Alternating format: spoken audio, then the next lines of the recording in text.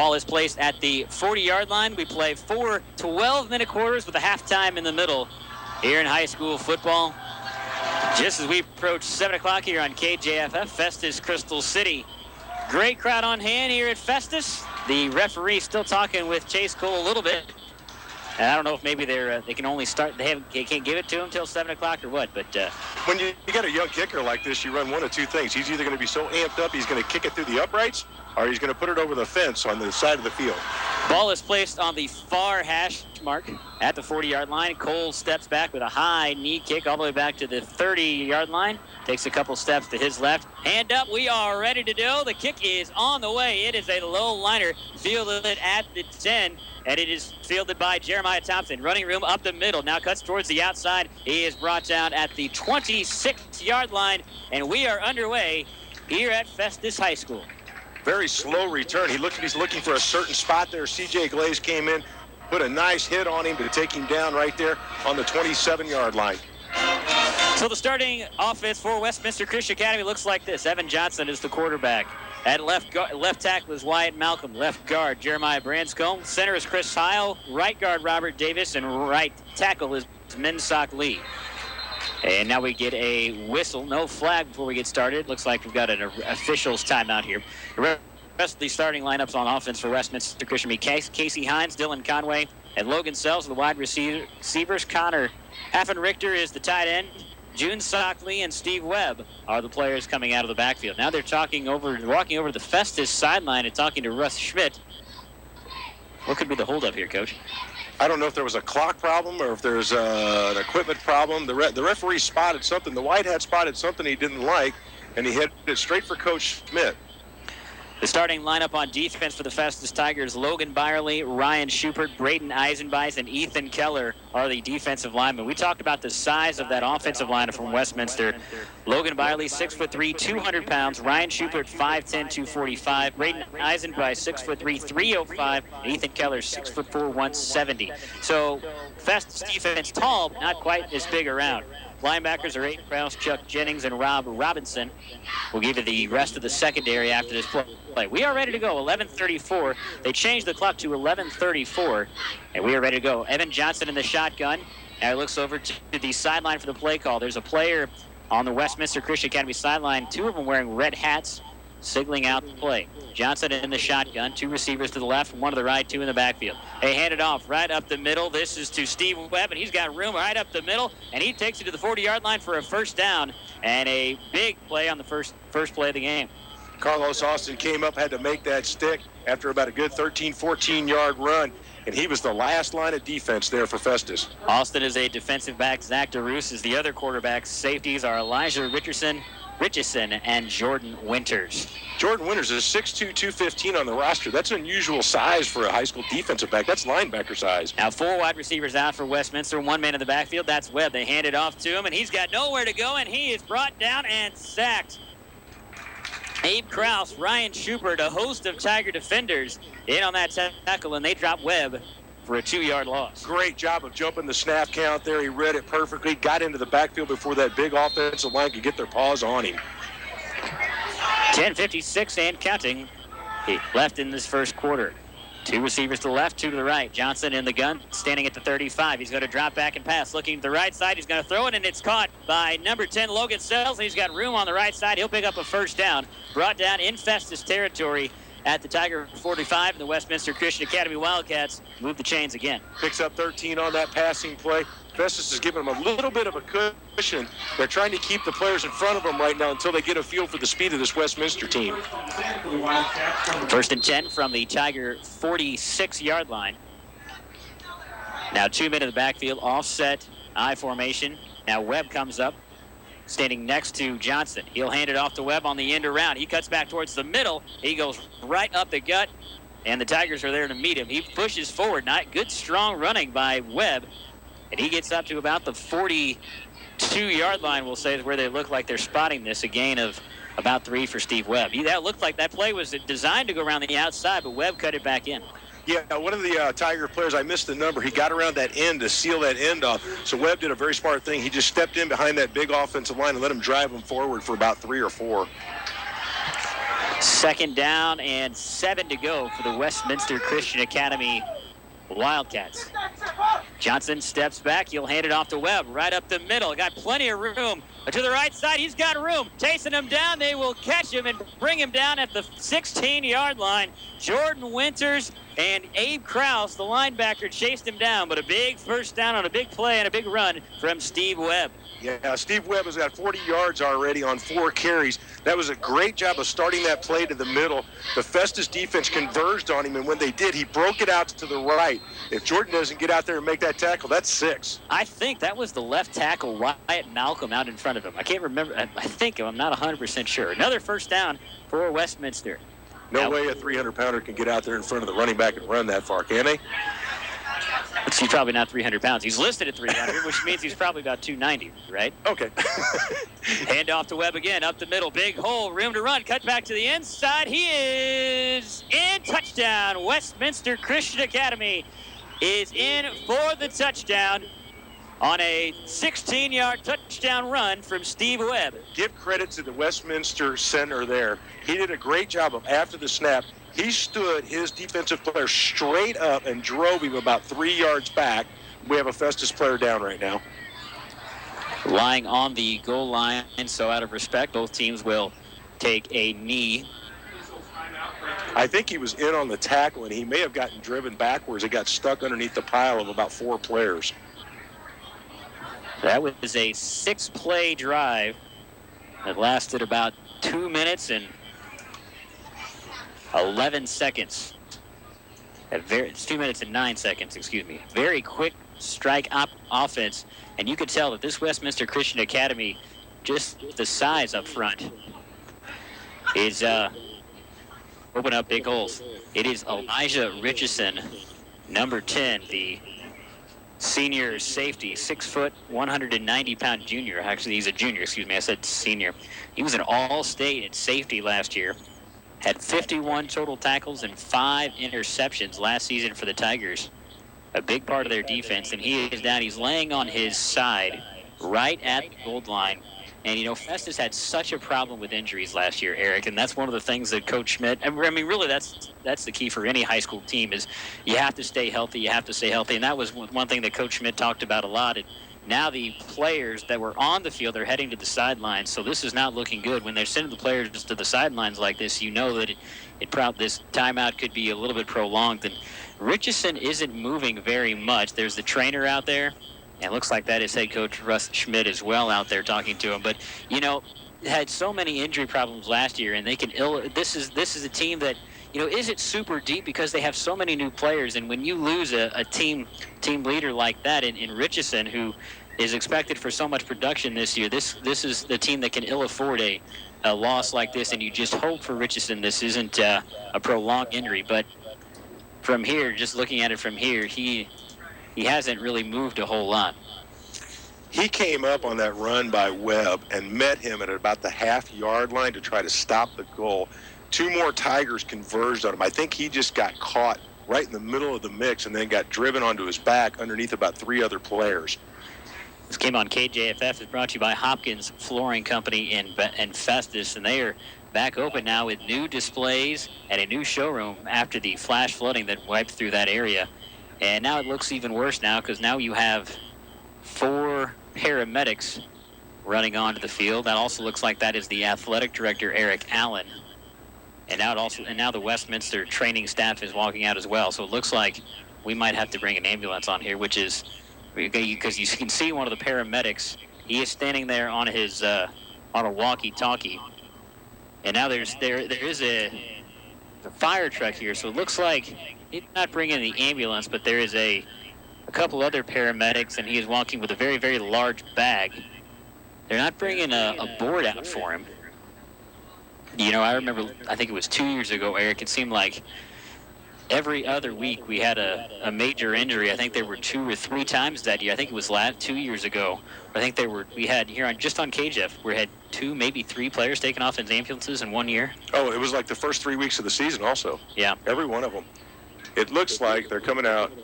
They're probably bringing on the neck collar and things, but Elijah was moving under his own power. He did roll over on his side. Yeah, that's a good sign, because when it is an upper body injury like that, the neck or the head or anything like that, they try and immobilize them and move them as little as possible. So we are going to go ahead and take a break here on KJFF. It looks like this injury timeout will be extended.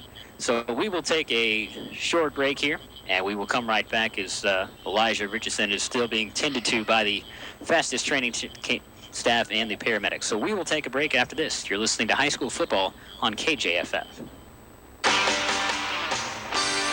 You may not have heard yet, but Hopkins Floor Company is back to 100% after the flash flood.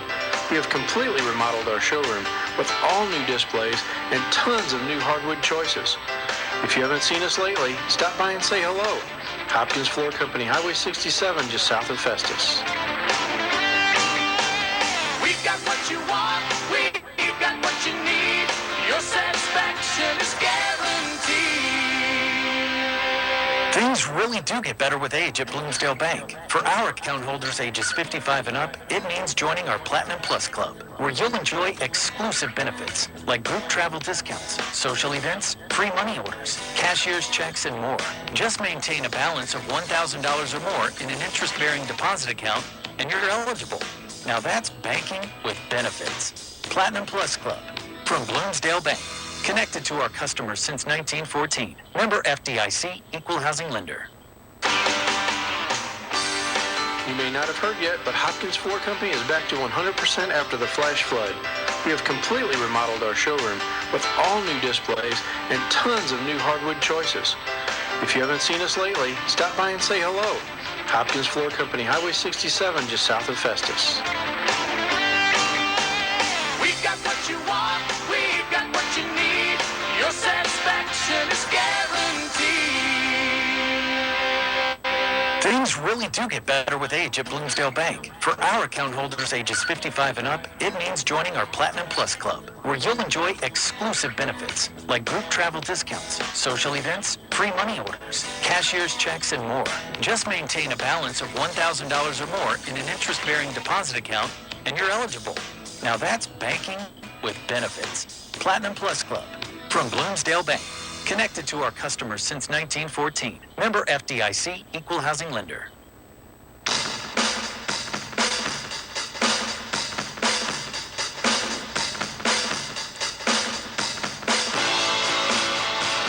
We're back here at Festus High School. I'm Tommy Self along with Eric Oberle. The Tigers hosting the Westminster Christian Academy Wildcats, and we are in an injury timeout right now. Safety Elijah Richardson, 6', 190-pound junior, is down on the field after Westminster Christian Academy running back Steve Webb barreled in for a 16-yard run for a touchdown. So 9:23 left in the first quarter, and they are still tending to Elijah Richardson down on the field right now. There's a large group of 3 or 4 paramedics out there. You have the training staffs of both teams. Festus head coach Russ Schmidt is out there, as long as their athletic director Eric Allen, and Richardson's mother is also out there as well. And if an injury like this, so obviously this is pretty severe with a timeout, as long as this is.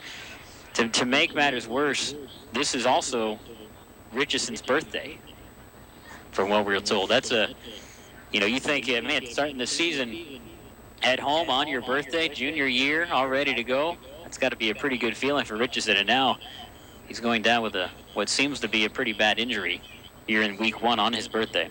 Well, it's always hard to tell nowadays because they are so precautious with any kind of neck, head, or injury, or possible concussion or anything like that. They are going overboard, and they're going to err on the side of caution here no matter what. And you were talking about all the problems they had with injuries last year. I think we were here, week 8, or getting really close to the district start. And Coach Schmidt had to sit like 3 or 4 of his starting players last year just to give them some time to recuperate. They were so banged up. And I guarantee you Coach Schmidt didn't want to start the season this way, especially not with a third-team All-State performer, Elijah Richardson. Yeah, last year Nathan Cummings went down right at the beginning of the season with I think it was a broken wrist, I believe, and he was eventually came back. But when he came back, so he missed much of the season, and when he came back, the game, I think it was either the game he did come back or the game before he came back, Jaden Reddick their real stud running back, went down with an injury as well, and he finished this season on. I mean, they don't have an injured reserve or a list, but I mean, he did not finish the season on the field on the sideline with an injury. Well, Jared Johnson was banged up with a knee or an ankle too there towards the end of the season also. Yeah, that is correct. Jared, the starting quarterback now, after spending some time kind of going back and forth with Andrew Hayden last season. Let's give you a couple of other score updates, and we don't have a ton for you right now. The only really other football game going on that we have a score update for, Fox leads Poplar Bluff 3-0 in the first quarter. That's the only football score update that we have at this time. This is obviously the first week of high school football season. And it looks like St. Louis University High School leads Hillsborough 7-0 early in the first quarter as well. One of the other score updates going on right now. But there's also a couple of softball games beginning this year. And a couple of them most of them have already finished. The Festus softball team, they won their first game of the season today over Lutheran South 6-1. That was just a regular, non-tournament regular season game here at home at Sunset Park. Windsor lost their first game of the year today to Bowling Green 7-6. And Northwest beat Koryezu 5-2. So those are some of the other games that went on today in high school softball. And now they are asking the students to clear the track, and now they are bringing on the ambulance. So looks like Elijah Richardson is going to go off in an ambulance here. You can't go off with an injury much earlier than this. 9:23 left in the first quarter. No, that happened very quickly, and it all looked like a good, clean football play. There was nothing out of the ordinary there. I think he just got caught in a weird position and driven backwards. So the ambulance will come on here, and they do have a turf field here at Festus. So they will be able to just drive right on the field. Richardson is laying right at the goal line to our right. That is the end zone to which Steve Webb scored. 9:23 left in the first quarter. A 6-0 lead for Westminster Christian Academy with the extra point upcoming. And yeah, as you mentioned it, Eric, he has rolled around a little bit, but not very much. And so they're bringing out the cart, the bed, the board. So we will have to see, obviously, Richardson being taken off here. And now they're calling over some of the Festus players. So it looks like either they're, I don't know if they're going to be asking some of the players to help move Richardson or just to be there to see him off. And looks like this is just a situation where they want the team to come over and support Elijah Richardson as he is wheeled off the field. This is a tough situation, Eric. It really is. It's very difficult in a situation, and unfortunately, we've seen this far too many times. This is an unfortunate part of the sport. You play hard. You try not to think about getting hurt when you are playing, because that's when you do get hurt. And you just go out there and you give it everything you've got, and you hope for the best, and you try not to think about the possibility of getting injured. As a parent, it's tough to sit and watch, even if it's not your child. Even the parents from Westminster kind of cringe when they see somebody get hurt like this. Even though it's not one of their players, it's probably they don't even know Richardson. But I guarantee you they're concerned. And it's unusual to see the team come out like this. It looks like they are just trying to be supportive while they take care of Elijah.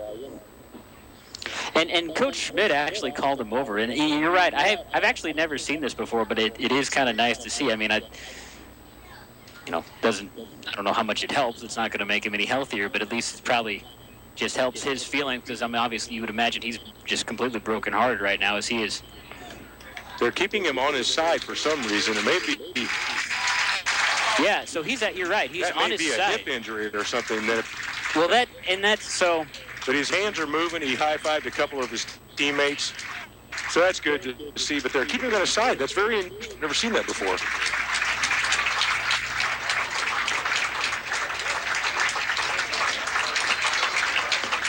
Yeah, so I mean, so obviously that would not be, and you could think of that as good and bad. I mean, any head injury you get concerned about, but with a situation like that, right? You don't want to look ahead too much to think, okay, what could come of this? Is this season ending? How many weeks could he be after this? That is a great point, Tommy. That is a very big bright spot right there. There was no neck collar, no put on him. There was no back brace put on him. So that rules out a couple of things for him. That hopefully it's an injury that he can come back from, fairly quickly. And it was good to see him actually high-fiving a couple of his teammates, and he is awake and coherent and see what's going on. So now they will give the teams a couple minutes to stretch out after that has been they've been taken care of. Looks like Festus is going to go down into circle and stretch out. So we'll take another break here on KJFF. We'll be back in 90 seconds. You're listening to high school football on KJFF. Hopkins Floor Company is back to 100%. Hi, this is Nick Hopkins, and the recent flash flood is now just a bad memory. We have an all-new look, all-new displays, but as always, the same positive attitude with full service for every need, including flooring, cabinets, or custom showers. Come in and see the all-new Hopkins Floor Company. Open weekdays 8 to 6 and Saturday 9 to 4. Hopkins Floor Company, Highway 67, just south of Festus. Your time is precious. With online and mobile banking from Bloomsdale Bank, you can quickly check balances, make payments, transfer funds, and more. All from your smartphone, tablet, or desktop, 24 hours a day, 7 days a week. Which leaves you with more time to do the things you want. Manage your money with your fingertips with online and mobile banking from Bloomsdale Bank. Connected to our customers since 1914. Member FDIC, Equal Housing Lender. You may not have heard yet, but Hopkins Floor Company is back to 100% after the flash flood. We have completely remodeled our showroom with all new displays and tons of new hardwood choices. If you haven't seen us lately, stop by and say hello. Hopkins Floor Company, Highway 67, just south of Festus. We've got what you want, we've got what you need. Your satisfaction is guaranteed.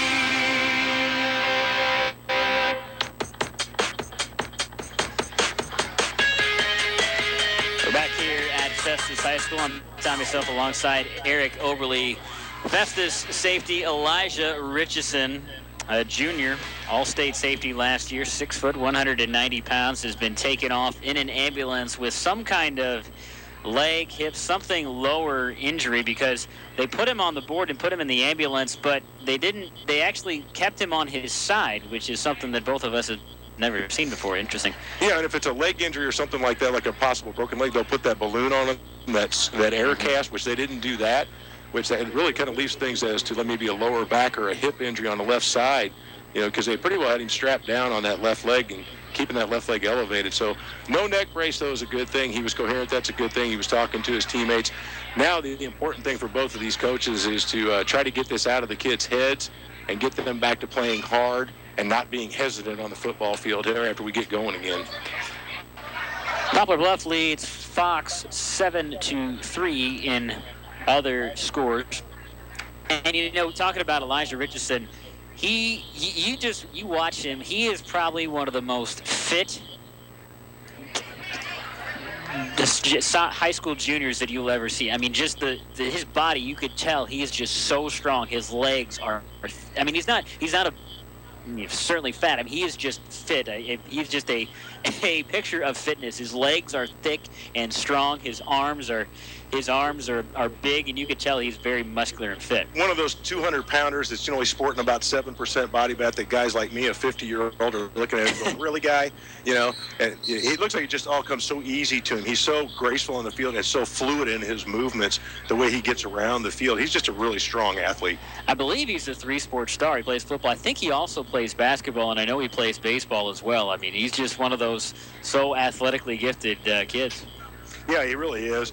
And I know his parents and everything. Great kid, too. He really pays attention to what he's doing. He's not disrespectful to anybody. He really gets out there and he gives it everything. I'm sure Coach Schmidt will tell you he's one of the more likable kids and more enjoyable kids to coach. He is very coachable. And an all-state safety as a sophomore. I mean, that just tells you the talent that he has. anything that says All-State behind your name, I don't care if it is third team in the Class 4, you're a football player, man. And I don't know what's worse, to go down with an injury like that, take it off in an ambulance, or have it do all that and be on your birthday. Yeah, that'll be a birthday you'll remember for quite a while. I would imagine so. So it looks like the stretching is over. Let's remind you of the situation here.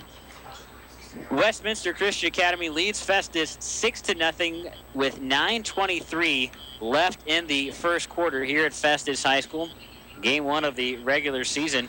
And Steve Webb was the one who put it in for Westminster Christian Academy.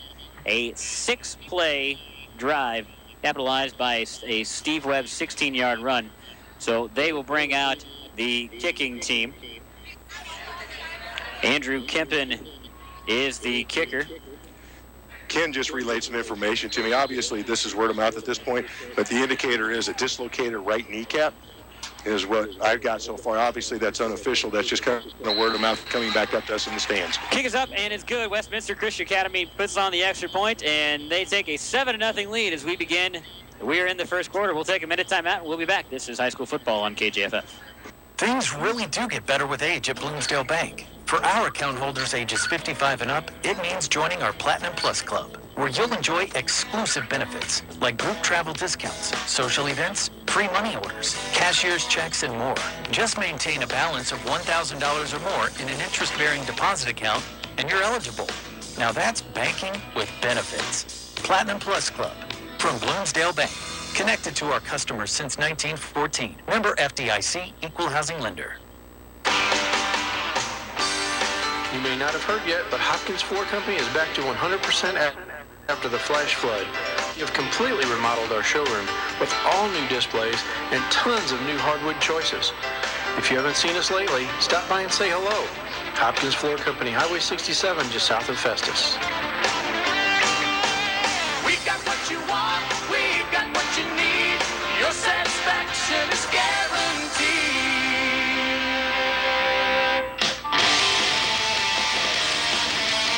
9:43 left in the first quarter. Festus about to go on offense. They are about to receive the kickoff from Westminster Christian Academy. If you're just joining us and think, how is it only 2 minutes gone off? We had a very long injury timeout as Elijah Richardson was injured on the touchdown scored by Westminster.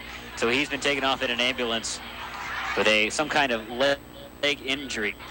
It is Zach DeRoos and Seth Perkins back deep to receive the kickoff from Westminster Christian Academy kicker John Sook Lee. Kicking left to right.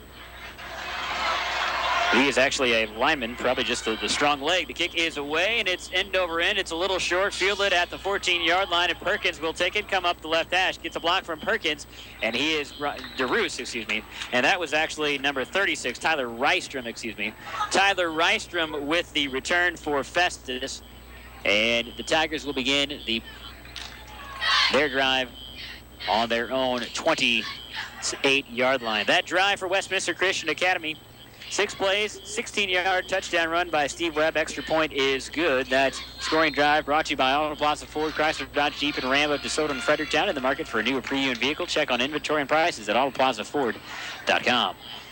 Here we go. Festus on offense. Jarrett Johnson, the quarterback, under center. 3 wide receivers out. They will hand it off up the middle, and that is to Tyler Sexton. He bowls forward to the 35-yard line. A 5-yard carry for Sexton. And Festus picks up 5 yards. Very nice run. He found a very, very small gap between the guard and the center on that play. Squirted through that thing, made himself about 6 inches wide, and picks up 7 on the play. Second down, yes. I was wrong, yes. 7-yard carry, 2nd and 3. They'll hand it off to Sexton again. He goes up to the 40-yard line, and they pick up a first down. 2 plays. 2 runs by Tyler Sexton, and Festus has a first down. Festus is starting out. They're staying in between that center guard gap. The center is one of their returning starters this year, so he does have a lot of experience. So they're really leaning on Ryan Wright right now. First and 10, Festus from their own 40. Johnson dropping back to pass, going to the right. Now he's being chased down. He's going to pull it down and run with it. He is hit at the 40. He pulls forward, and he is dropped at the 48-yard line. They got a hand on him. Number 42 of Westminster Christian Academy whiffed on him.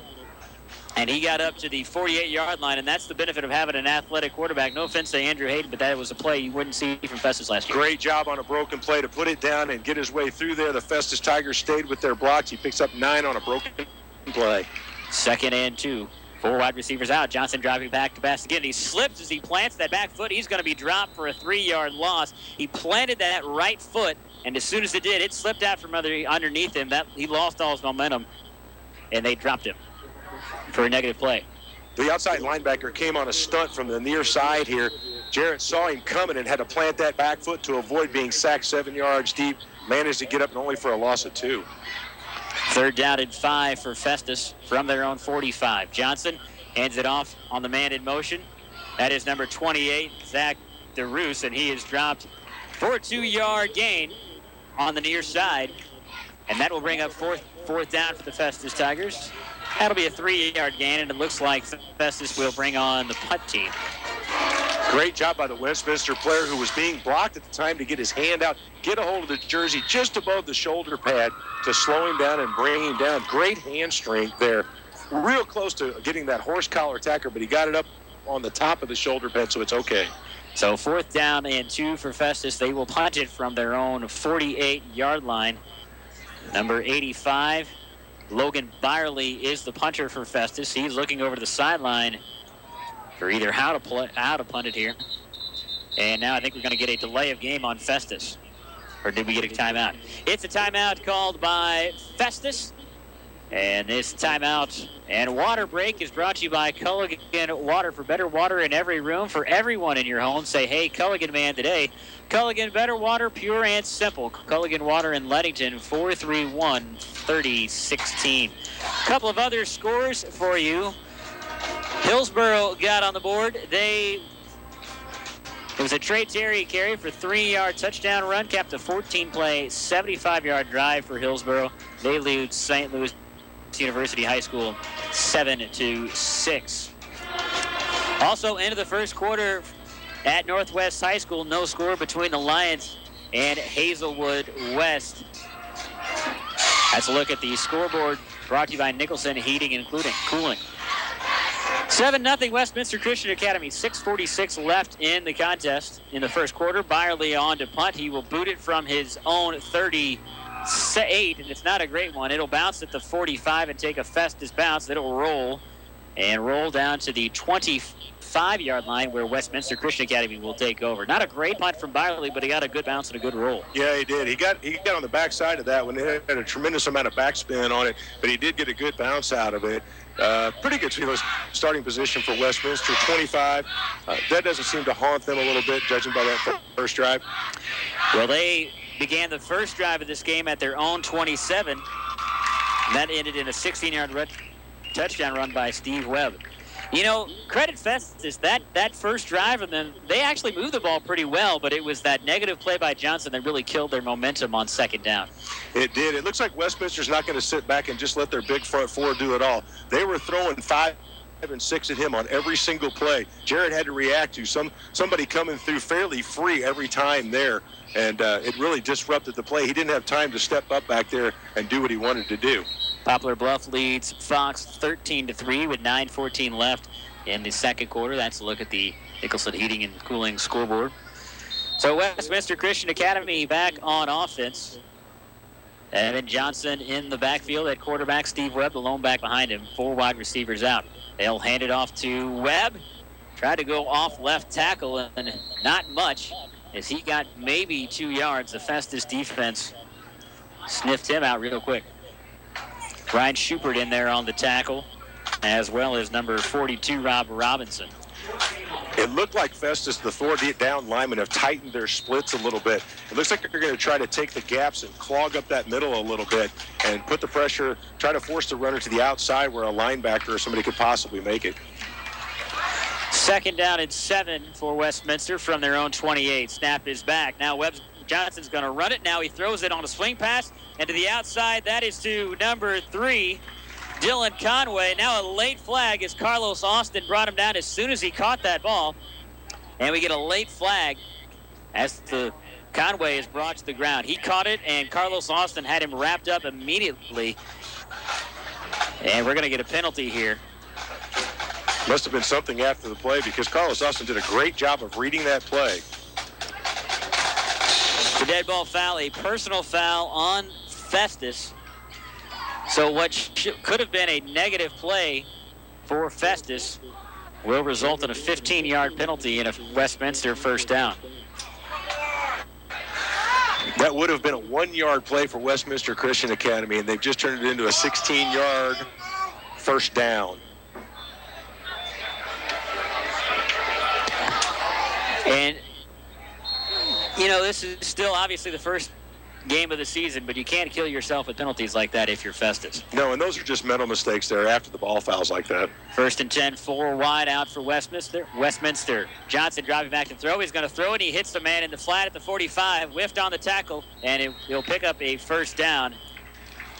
That is to number 11, Casey Hines of Westminster Christian Academy, and a right at the first down marker, and I think that's going to be a first down. The refs are going to call official timeout. I don't know why, because I can see it from here, and I'm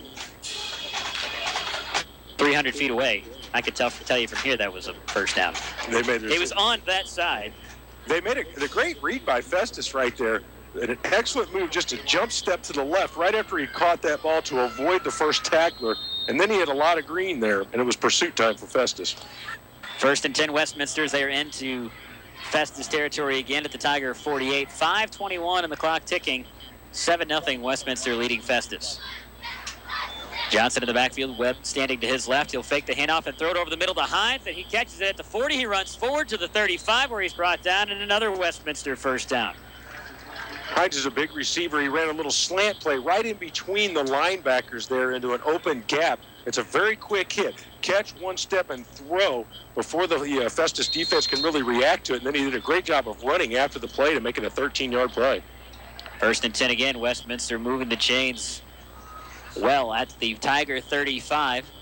Webb and Johnson, the only men in the backfield, through to the right. They hand it off. Now the ball's fumbled. It's on the ground, and I think Festus has it. Number 85, Logan Byerly, jumped on top. Westminster saying they have it. We'll have to see what the referees say. Looks like they've got it. There it is, a fumble recovered by Festus, and a little life as Logan Byerly recovered the fumble for Festus, and the Tigers will get the ball back. Ended up on the ground right in between the two players. The quarterback dove for it. The Tiger jumps in there for it, and then it's a great big wrestling match. It's just like the fumble drill in high school. Get in there and fight for that ball. And that's just the first game play. He faked the handoff to Webb, and he just never quite had a good handle on it, and so it was like his hip knocked it out of his hand, and Byerly jumped on at the defensive end. The quarterback was actually looking out this way. There was something going on this way. He actually had that ball down too low, and he actually hit him right in the hip, just like you said.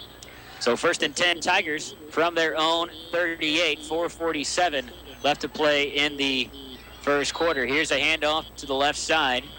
That is to Tyler Sexton, and he'll pick up a couple. He'll spot it at the 42-yard line, a 4-yard run for Sexton. Sexton got that ball, and he got just around the outside edge of his offensive line, got his shoulders turned upfield, and lowered his shoulder. Was going to drop the boom. Unfortunately, Westminster met him there with 3 players to keep it to a 4-yard gain. 5-yard drive by Westminster leads to a fumble. 2nd down and 6 for Festus. Jared Johnson, the quarterback, under center. 3 wide receivers out. He's going to hand it, and as soon as we do that, we get a flag. And I think that's going to be, I would imagine it's going to be illegal motion on Festus. I think 2 guys are moving at the snap from what it looked like. It is the legal procedure on Festus. Obviously, we don't have a microphone on the referee, so they can't explain it to us. But I think that's what I saw. It looks like 2 guys were moving at the snap, because there was a guy that went into motion right before the ball was snapped. Looked like another guy was kind of moving at the same time as well. We talked about this last year a couple times on illegal procedure, illegal motion. They let the play go on and then brought it back. We didn't understand that. This is what I thought they were supposed to do in a high school ball on that, stop the play. So 2nd down and 11 now for Festus. Johnson dropping back to pass, and he hits it. He hits a man out in the flat. That is number 7, Jordan Winters. And Winters has a good game. That was a good job by Winters. They sent several receivers long to draw the defensive backs with him. Jordan Winters went on about a 7-yard hitch and dropped in right underneath the linebackers before they could get there. Good throw by Jared on that one. That's a 7-yard gain for Festus. 3rd down and 4 now. Winters to the right side. One to the left. Johnson has it batted at the line of scrimmage. And they're high-fiving somebody. Can't tell his number, but that'll bring up another 4th down for Festus.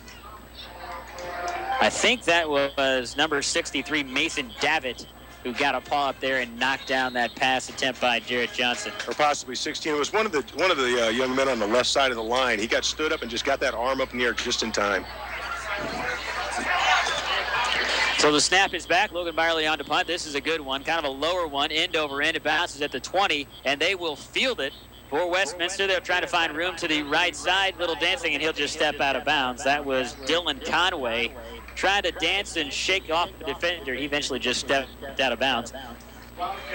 Much better punt that time. It was still an end over again, but it was going forward.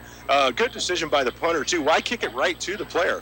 He was lined up over on the left hash mark, so he kicked it over to this side of the field where he couldn't field it cleanly and get a good head start on that. Kept him to about a 4-yard gain because he actually went backwards about 5 yards after he fielded the ball.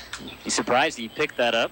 I mean, that was moving pretty quickly. That could have been dangerous. General rule of thumb on something like that, inside the 20, they're not supposed to field it. Even if he hadn't, it probably would have rolled into the end zone, and where they would have started at the 20, which is where they're starting now. So really no harm done for Westminster as they're out on offense for their 3rd possession of the game. 3:12 left in the first quarter, 7-0 lead for Westminster. Handoff to Webb right up the middle, big hole. He's got room to run up to the 36-yard line. A big run for Steve Webb. The hole opened up, and he went for it, and he picks up a 1st down on the first play of the drive. About 14-yard run there, 36. Logan Uding had to come over and put a helmet right into his hip to bring him down. Good thing he did because there was a lot of green after him.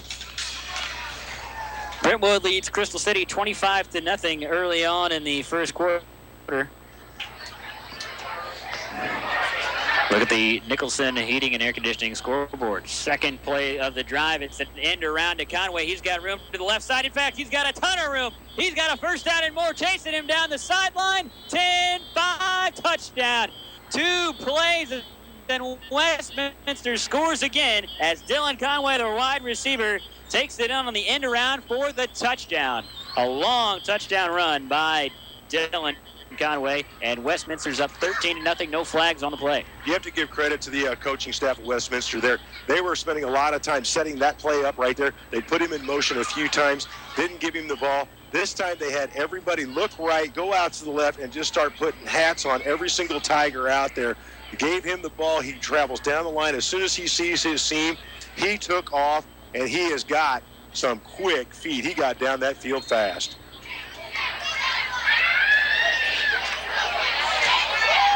So the kick is up, and it is poor. I don't think that was blocked. I think that was just a missed extra point by the Westminster Christian Academy. So 13-0, Westminster leads it. We'll take a break. Minute timeout. This is high school football on KJFF.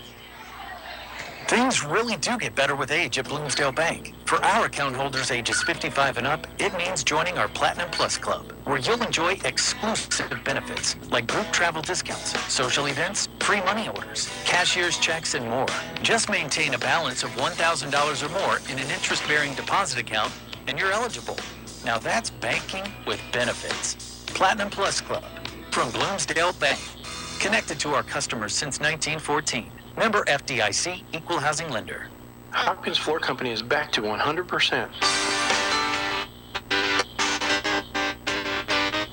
Hi, this is Nick Hopkins, and the recent flash flood is now just a bad memory. We have an all-new look, all-new displays, but as always, the same positive attitude with full service for every need, including flooring, cabinets, or custom showers. Come in and see the all-new Hopkins Floor Company. Open weekdays 8 to 6 and Saturday 9 to 4. Hopkins Floor Company, Highway 67 just south of Festus.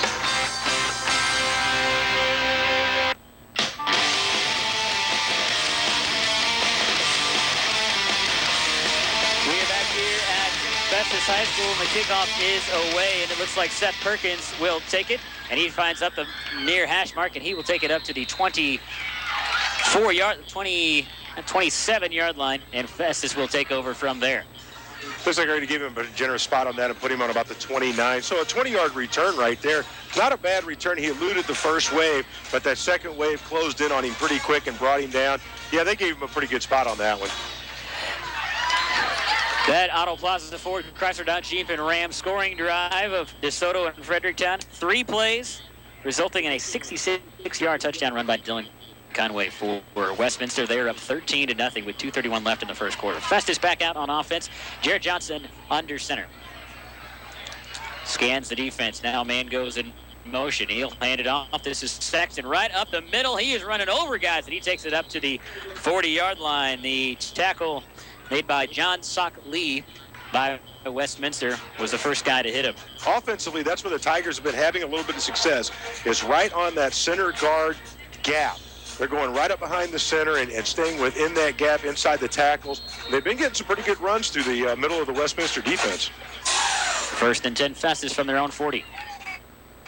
Johnson hands it off on the ends around. This to Seth Perkins. He is hit at the line of scrimmage. He goes forward a little bit, and he got a little bit out of it. He was hit right as he approached that line of scrimmage as he was about to turn the corner, but good strong legs, able to cut it up and get about 4 yards on the play. Nice run by Perkins.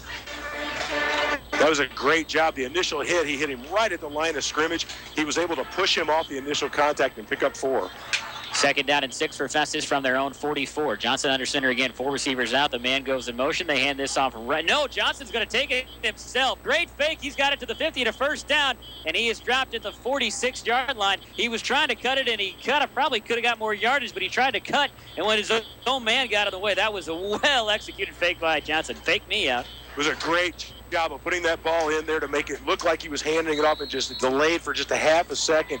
Jared Johnson so quick, he actually outran his blockers. He did, yeah. He tried to cut it back, and his own player got in his own way. 1st and 10 Festus. First time they've been into Westminster territory this game, and now they hand it off to Sexton, and he'll get hit right at the line of scrimmage, but he falls forward for a gain of 2 to the Westminster 44. After that 4th run right up the middle that Sexton is picking up 10 yards on, Westminster took their 2 inside linebackers, dropped them down into a 2-point stance about a yard behind the defensive line to clog up that center. 2nd down and 8 for Festus. Johnson, he will hand this one off to Sexton. He's right up the middle, and he drags a couple defenders up to the 30 in a big first down run for Tyler Sexton. The 6'2", 190-pound junior. That was about 8 yards of freedom and about 7 yards of dragging guys. Great job, great play call. Westminster was overloaded to the right, their right side, so Festus went to their right side away from that overload and a nice gain. And this off again. This is to Seth Perkins. He's around the right side, and he'll pick up a good 5-yard gain on this play. That'll bring up 2nd down and 5. Festus has moved the ball well, but the first time it was that backwards play by Jared Johnson when he slipped up. They're running the ball well, but it's in between the tackles is where they're having success. Johnson under center again. That's Jarrett, the quarterback. He will take this one himself. No, he flips it, and it's on the ground, and now they'll jump on it. That is Zach DeRoos. He flipped it back to Zach DeRoos, and it missed DeRoos, and they're going to lose, 5, 10, 13, 18 yards on this play. I don't know if that was an option play or just a design pitch play where they faked the dive, but when Jared Johnson turned around to make that flip or make that read, his arm went out and the defensive player just walloped him one, and that ball went flying. Good job by Festus to get back there and just fall on that ball and not lose any more. That's going to do it for the end of the first quarter. 13-0 lead for Westminster Christian Academy. I'm Tom yourself with Eric Overly. We'll take a minute time out. We'll be back with the second. This is high school football on KJFF. Start of the second quarter here at Festus High School. Festus with the ball into Westminster Christian Academy territory as they start the second quarter. Johnson will throw it. He's on the run, and it is incomplete. Ball was thrown at the feet of number 3, Carlos Austin. Throw is behind him and at his feet. Austin gave it a dive but could not come up with it. And that sets up a 3rd down, actually a 4th down, and very long for Festus. Jared kind of looked up. He looked very unhappy with himself about that throw. But really, realistically, that's where you have to put that ball on that out route. You have to put it low and to the outside towards the inlet so that only your receiver has an opportunity to make a catch on that ball. It was a little low, but it was the right idea. 4th down and 17. This is 4-down territory for Festus. Ball at the Westminster 38. Too long for a field goal, too short for a punt. So Festus can go for it here. 2 wide receivers out, 3 men in the backfield with tight end Johnson. Takes the snap, and we get a flag right at the snap. And is this going to be on Westminster? It's a dead ball foul. Illegal procedure on Festus, so that will set them back 5 more yards. That's the 3rd penalty today on Festus. Yeah, they racked up 3 of them for 25 yards. That first one for 15 really hurt. And now they will bring out the punt team. Now looking at a 4th down and 22. The ball on the Westminster Christian Academy 42. Logan Byerly will come on to punt. Dylan Conway back to return the punt for Westminster. Low punt, end over end. Conway will let it bounce. He touches it, but he fields it. Dancing around, nowhere to go. He dives forward. And now we get a flag thrown out from about 20 yards away. I think we're going to get a penalty on Festus here. Could be a player jumping on the pile late. Yeah, he threw that thing from about the 30-yard line. He wound up, threw it a long way, too. He must have been a quarterback when he tried to show off the arm. That's on Westminster. That's an illegal block in the back. So a Westminster penalty here. That's going to be probably. It's interesting that that's an illegal block on the back. It must have been very late. Very late. Because he didn't throw it till after the player was down. Yeah, so you're half the distance to the goal on that. Oh, no, that's a 10-yard. He was on the 15 is where he spotted the flag. So they're putting him back on the 5 now. Westminster will start it at their own 5-yard line with 11:40 to play in the second quarter. 1st and 10. Johnson standing just shy of his own end zone. Get the hard snap. He got the right defensive end to jump for Festus. I believe that's Ethan Keller. He got back in plenty of time. Westminster taking a long time here, down to 8 seconds on the clock. They hand it off to Steve Webb up the middle. Good hole. Nice cut back to the right side. And he is dragged down at the 15-yard line. Rob Robinson with the tackle. A big game for Steve Webb. That's a gain of about 9.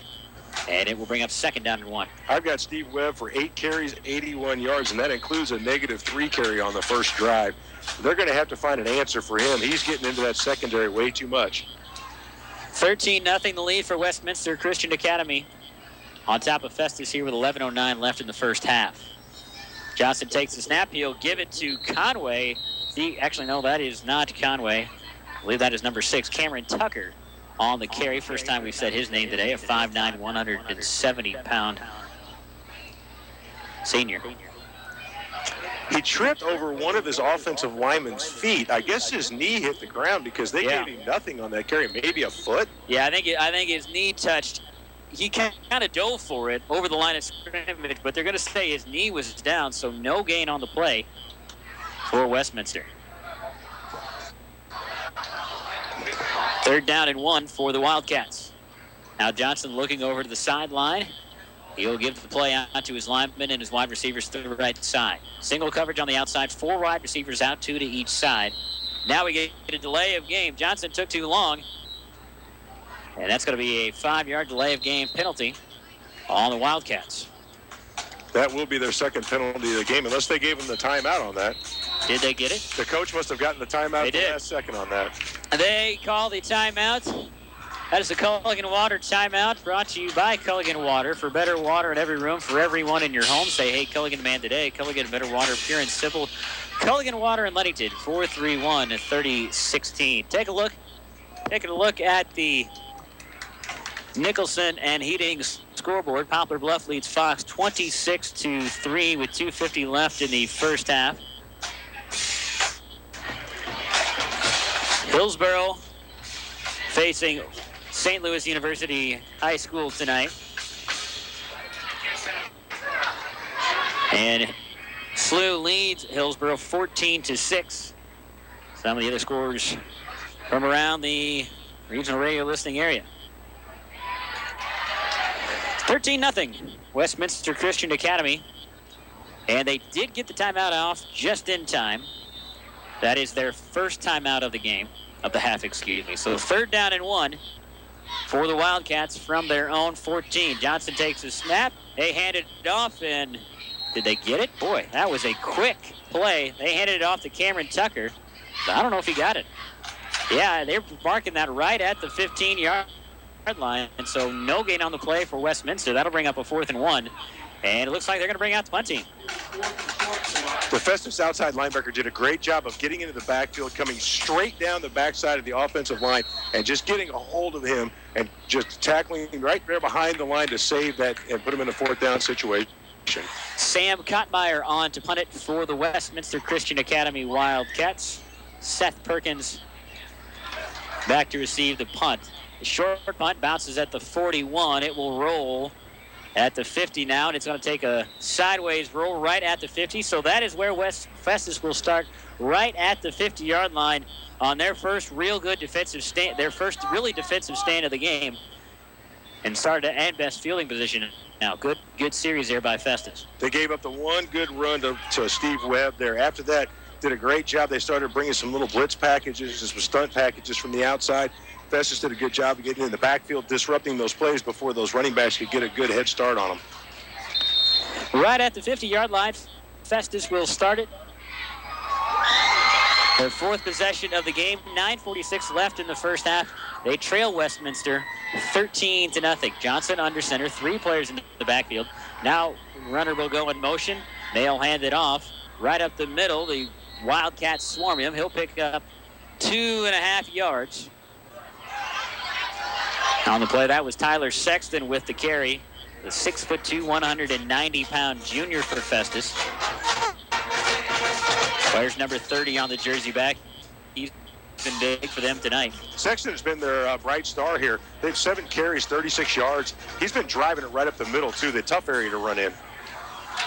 2nd down and 3. Johnson dropping back, and we get a flag. And the play is blown dead. Looks like we're going to get another offensive penalty here on Festus. Illegal procedure penalty on the Tigers. That will set them back 5 yards. That looked like everybody on the offensive line was on a different count. The snap came late. A little bit of miscommunication there somewhere along the line, possibly in the huddle on that one. 2nd down and 12 for Festus. Knocked back into their own territory at their own 48. 9:07 left to play in the first half. Johnson under center. Scanning the defense, and now we get movement. Looks like Johnson gave him the hard count, and he got his own team to jump. And another illegal procedure penalty on Festus. They have hurt themselves with penalties tonight. That was one of those plays that if he would have kept going and just stepped to the outside, he could have tried to pull it off to make it look like he was in motion. But unfortunately, when you pull up and you look really guilty like that, they have to throw the flag. Jefferson R7 leads John F. Kennedy High School 8-0. First quarter for Jefferson. Johnson rolling to his left, going to throw it. Looking to the left, and he has a man, and it's caught by I missed the number on that one. Is that number 12? I think that was 16 out there on the right side. They caught that for Festus. I don't have a 16 on my roster. Somebody caught it. 3rd down and 7 now for Festus. With 8:27 to play. Tigers trailing by 13. Moving the ball well. Slant over the middle. It's caught. That's Winters. He's going to be shy of the first down up to the Westminster 42-yard line. With 8 minutes and 15 seconds left to go. And Festus here in 4 down tier. Well, they can give him a very good spot on that there. 43-yard line, more like it. And it'll be 4th down and a long 2. 4th and a long 2 here for Festus. They'll go for it. Last time they were here, they got an illegal delay of game, and they knocked it back 5, and they ended up having to punt. Johnson snapping hard, counting hard, and now can't get I think he was trying to get Westminster to jump there. Couldn't get it. Now they'll give him the play.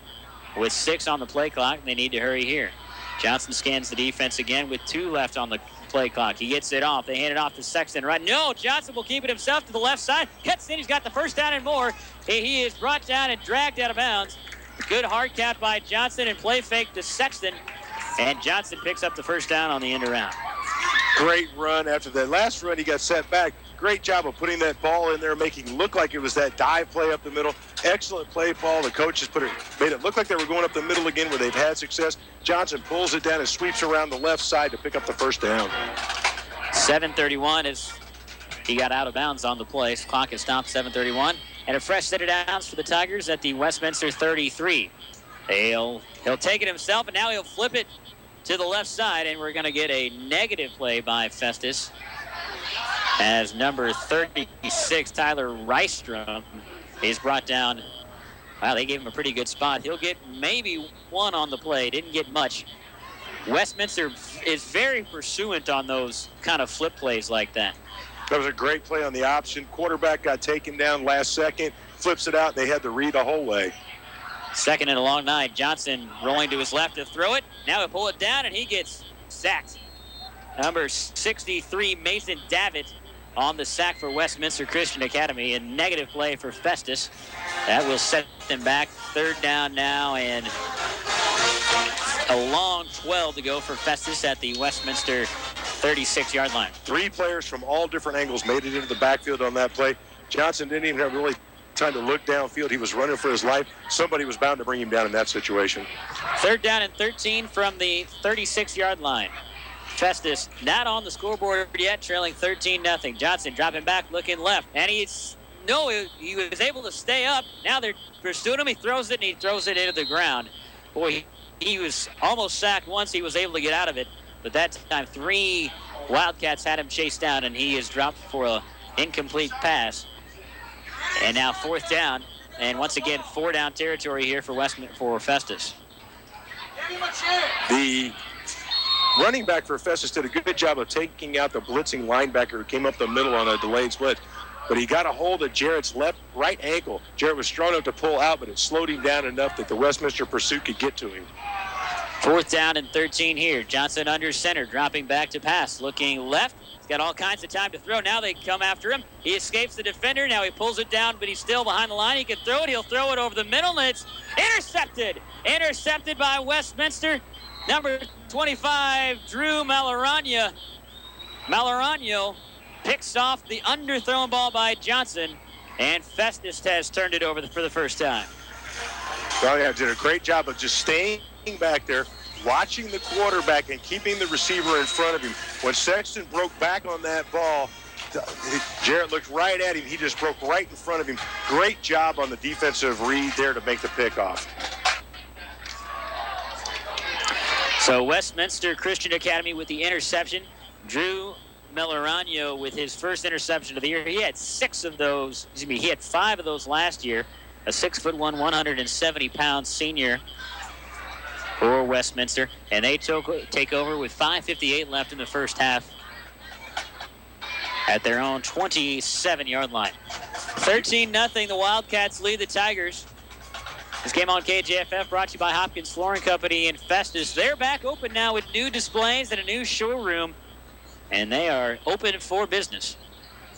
First and 10 Wildcats, 5:58 left to play in the first half, and they've shown that they could probably score a couple touchdowns in that span. They scored on 3 plays earlier this game. They lead at 13-0. The pass over the middle is incomplete. Evan Johnston threw it up, and Connor Haffenrichter went up to get it, but off his fingertips, the tight end couldn't come down with it. 6'1", 205. He needed to be about 6'2" to come down with it. That was a very nicely thrown ball. And unfortunately for Festus, that's only the first incomplete pass thrown by Westminster so far this game. Clock stops with 5:53 left to play. 13-0 lead for Westminster. Second down and 10. 2 receivers to the left, 1 to the right, 2 men in the backfield. Johnson hands it off. This is Webb. Nowhere to go. He breaks the tackle. Now to the 30. He cuts back towards the middle. He breaks another tackle. They finally bring him down at the 35.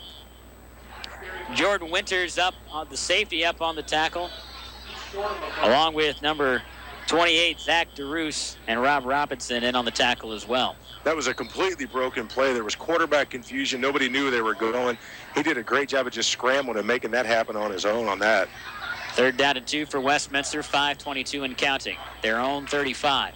2 receivers to the right, 1 to the left, 2 men in the backfield. Johnson in the gun, dropping back to Pass looking left, steps up, throws to the right side, wide open and caught. Number 10, Logan Sells all alone, got behind the defense, and he will take it in for a touchdown.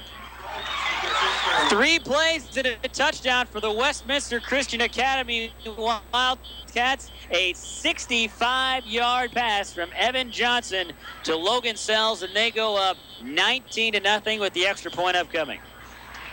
There was a mistake in coverage on that. He was 10 yards behind the defensive secondary on that one. And after a short scramble, quarterback did a great job of keeping his eyes downfield, hit him right in the numbers with that pass. Festus had a 10-yard deficit trying to catch him on that one. Andrew Kempen on to attempt the extra point for Westminster. Brennan Murphy is the holder. Snap is back. Kick is up. It is wide right and a little short. I think Festus got a hand on it, but we do get a flag on the play. So before we take a break, we'll tell you what happens on the play. We might get another kick here. 5:02 left. 19-0 Westminster Christian Academy Wildcats. They missed an extra point earlier on their second touchdown. So that one was missed there. I think Festus got a hand on it. And they're talking to Westminster, so this must be on Festus. Another penalty on the Tigers. That has really hurt them today. Yeah, this will be their sixth penalty already tonight. And we've seen that their point after is a little inconsistent. So the penalty is on Festus. It will result in a re-kick for Westminster. Half the distance to the goal. 19-0.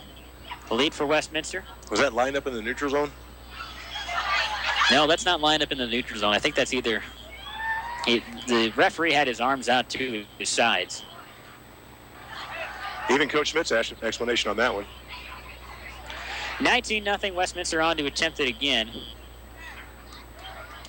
The referees are explaining it to Russ Schmidt. Now the head referee is going to go on and explain it to Coach Schmidt on the far sideline.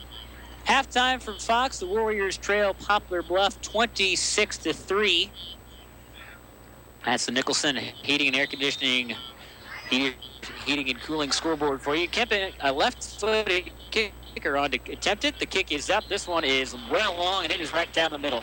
20-0 Westminster leads Festus. 5:02 left. This is high school football on KJFF.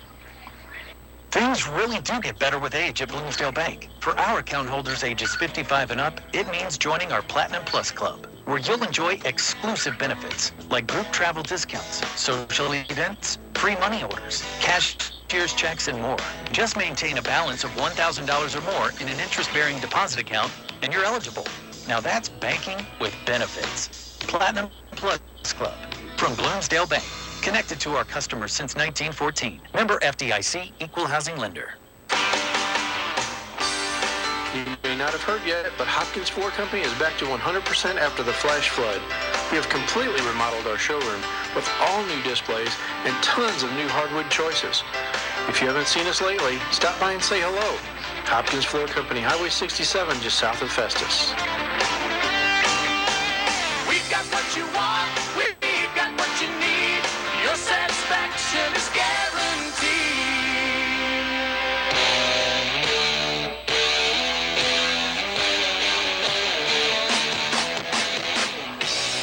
June Sock Lee kicks it away for Westminster Christian Academy. The kick is short, and it is fielded by Festus. They'll take it around the right side. He's tripped up at the 34-yard line. That is Tyler Rystrom with the return for Festus. And that is well where the Tigers will take over. 4:56 left in the first half at their own 23-yard line. I got a clarification on that signal he gave. That's an unsportsmanlike conduct call. That's right. I knew that. I just needed a reminder. The one you were thinking of was this one, which is sideline warning? No, I wasn't thinking And of he that. did this. No, yeah. Now that I remember it, it's first game of the year, Eric. You know, I need a refresher on all these calls. 4:56 left in the first half, a 20-0 lead for the Westminster Christian Academy Wildcats. Festus has moved the ball well, but unable to stop the Cats tonight. Johnston back under center. One receiver to the left, two tight ends set here. They hand it off. This is Zach DeRusse on the end around, and he's brought down in the backfield. Was trying to get to the quarter, just could never get there. They seem to be trying to use Zach DeRusse around the corners and on the edges where he can get out, try to use his speed. But Westminster's done a really good job of stringing him out all the way to the sideline and just not giving him any place to go, and he can't turn that corner. Connor Haffenrichter on the tackle there for Westminster. Clock will continue to run 4:27 and counting. Loss of 2, second down and 12 for Festus from their own 21. Johnson under center, 2 to the right, 1 to the left. Johnson dropping back, looking to the left to throw, nowhere to go, and now he'll throw it over the middle. That is almost intercepted as he had a player on his ankles. That was a dangerous pass by Johnson just to kind of toss it over the middle there. He's already thrown one interception tonight. Sam Kottmeyer, credit him with the pressure out of the linebacker spot for Westminster. Clock stops with 4:12 to go.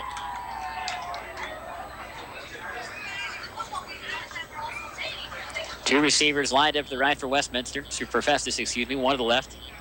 2 men in the backfield. Johnson rolling to his right, looking to throw it again. He's being chased down from behind now. Escape a defender. Escapes another defender as well. Now he'll pull it down and run, and he is going to be dragged down and finally brought nowhere open downfield. Really credit the Westminster defensive backfield for covering up the Tigers, and Johnson just has really had nobody to throw to really all night. When he started scrambling like that, you were on the call. I was just looking back here. Westminster had man-to-man coverage on right there, and they were all within 2 feet, arm's length of every single receiver out there. There was just no place to go for Jared on that throw. And credit Johnson for keeping that play alive as long as he could. He dodged a couple tackles, but could never find anybody open. So 4th down and 12. Festus will punt it again. Logan Byerly on to punt. Good snap. Kick is away. This is a good one. A spinning kick. Conway back to receive it at his own 36. He'll cut to the left side to the 40. Flag on the play. Now he cuts back up to the backfield. This play is coming back no matter what it results. We're going to have an illegal block in the back on Westminster. That was pretty obvious. They'll spot it at the 47-yard line with 3:20 left to play. But very elusive runner, and it took about 4 players to finally get a clean hit on him. He does a good job of missing tacklers, but there was an obvious play on that one. He got drilled in the back on that play. Northwest leads Hazelwood West 8-6 at Northwest High School. Nicholson heating and cooling the scoreboard. They will mark it at the 27-yard line is where Westminster will start this drive with 3:20 left at their own 27. And Westminster will have 3 minutes and 20 seconds to try and put up another score before we go to halftime, but they don't need that long. They have shown in their 3 touchdowns tonight that they can score quickly.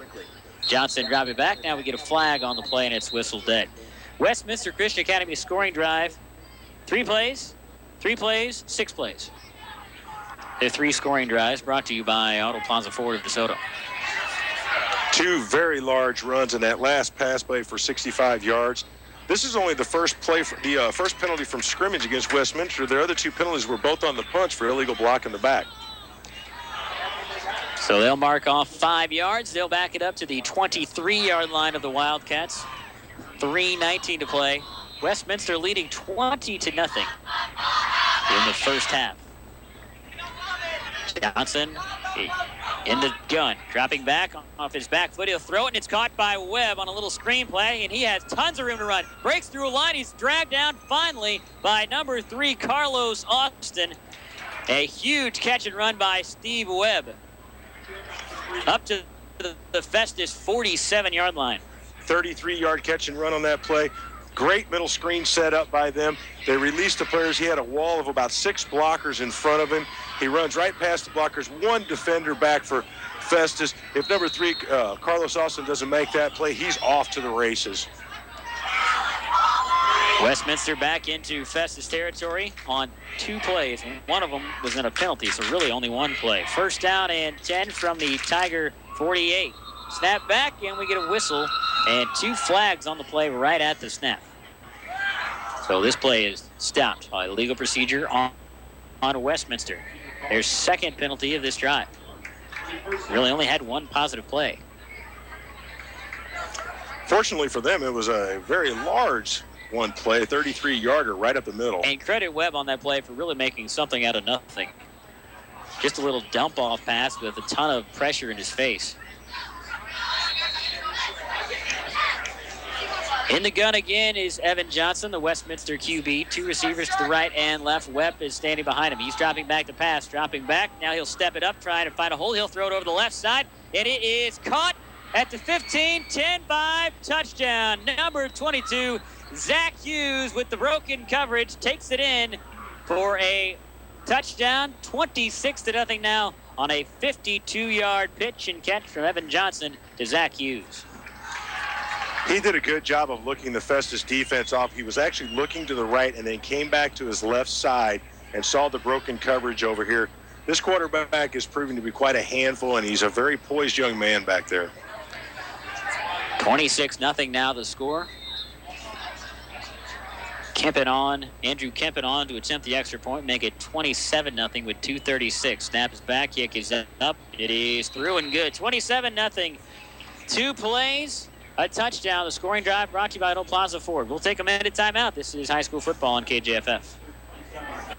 Things really do get better with age at Bloomsdale Bank. For our account holders ages 55 and up, it means joining our Platinum Plus Club, where you'll enjoy exclusive benefits like group travel discounts, social events, free money orders, cashier's checks, and more.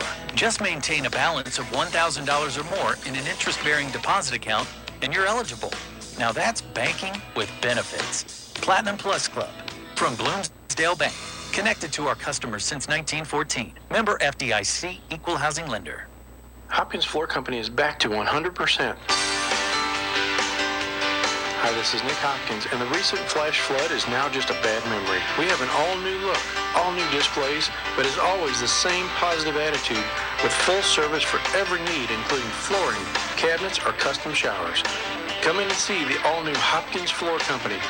Open weekdays 8 to 6 and Saturday 9 to 4. Hopkins Floor Company, Highway 67, just south of Festus.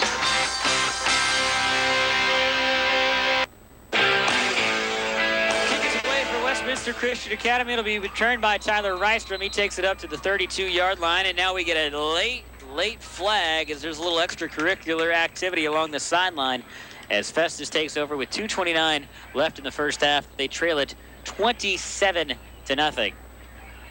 There must have been something off the tackle because the player did tackle him out of bounds, but he initiated that about 2 yards on the field. Personal foul on Westminster Christian Academy, so that would be some kind of late hit or whatnot, so it will be a 15-yard penalty on the Wildcats. The Tigers will get 15 extra yards here, and they will start right at about midfield. Great field position. Maybe Festus can put some points on the board here with 2:29 left before they go into halftime. They have 2:29 left to do it. They place the ball at the Tiger 46-yard line, first down and 10. Johnson under center, 2 receivers to each side. They hand it off the middle, and this is Zach. A good run right up the middle and a first down. Carry was by Tyler Sexton. Excellent run by Sexton right up the middle in the heart of that Westminster defense again.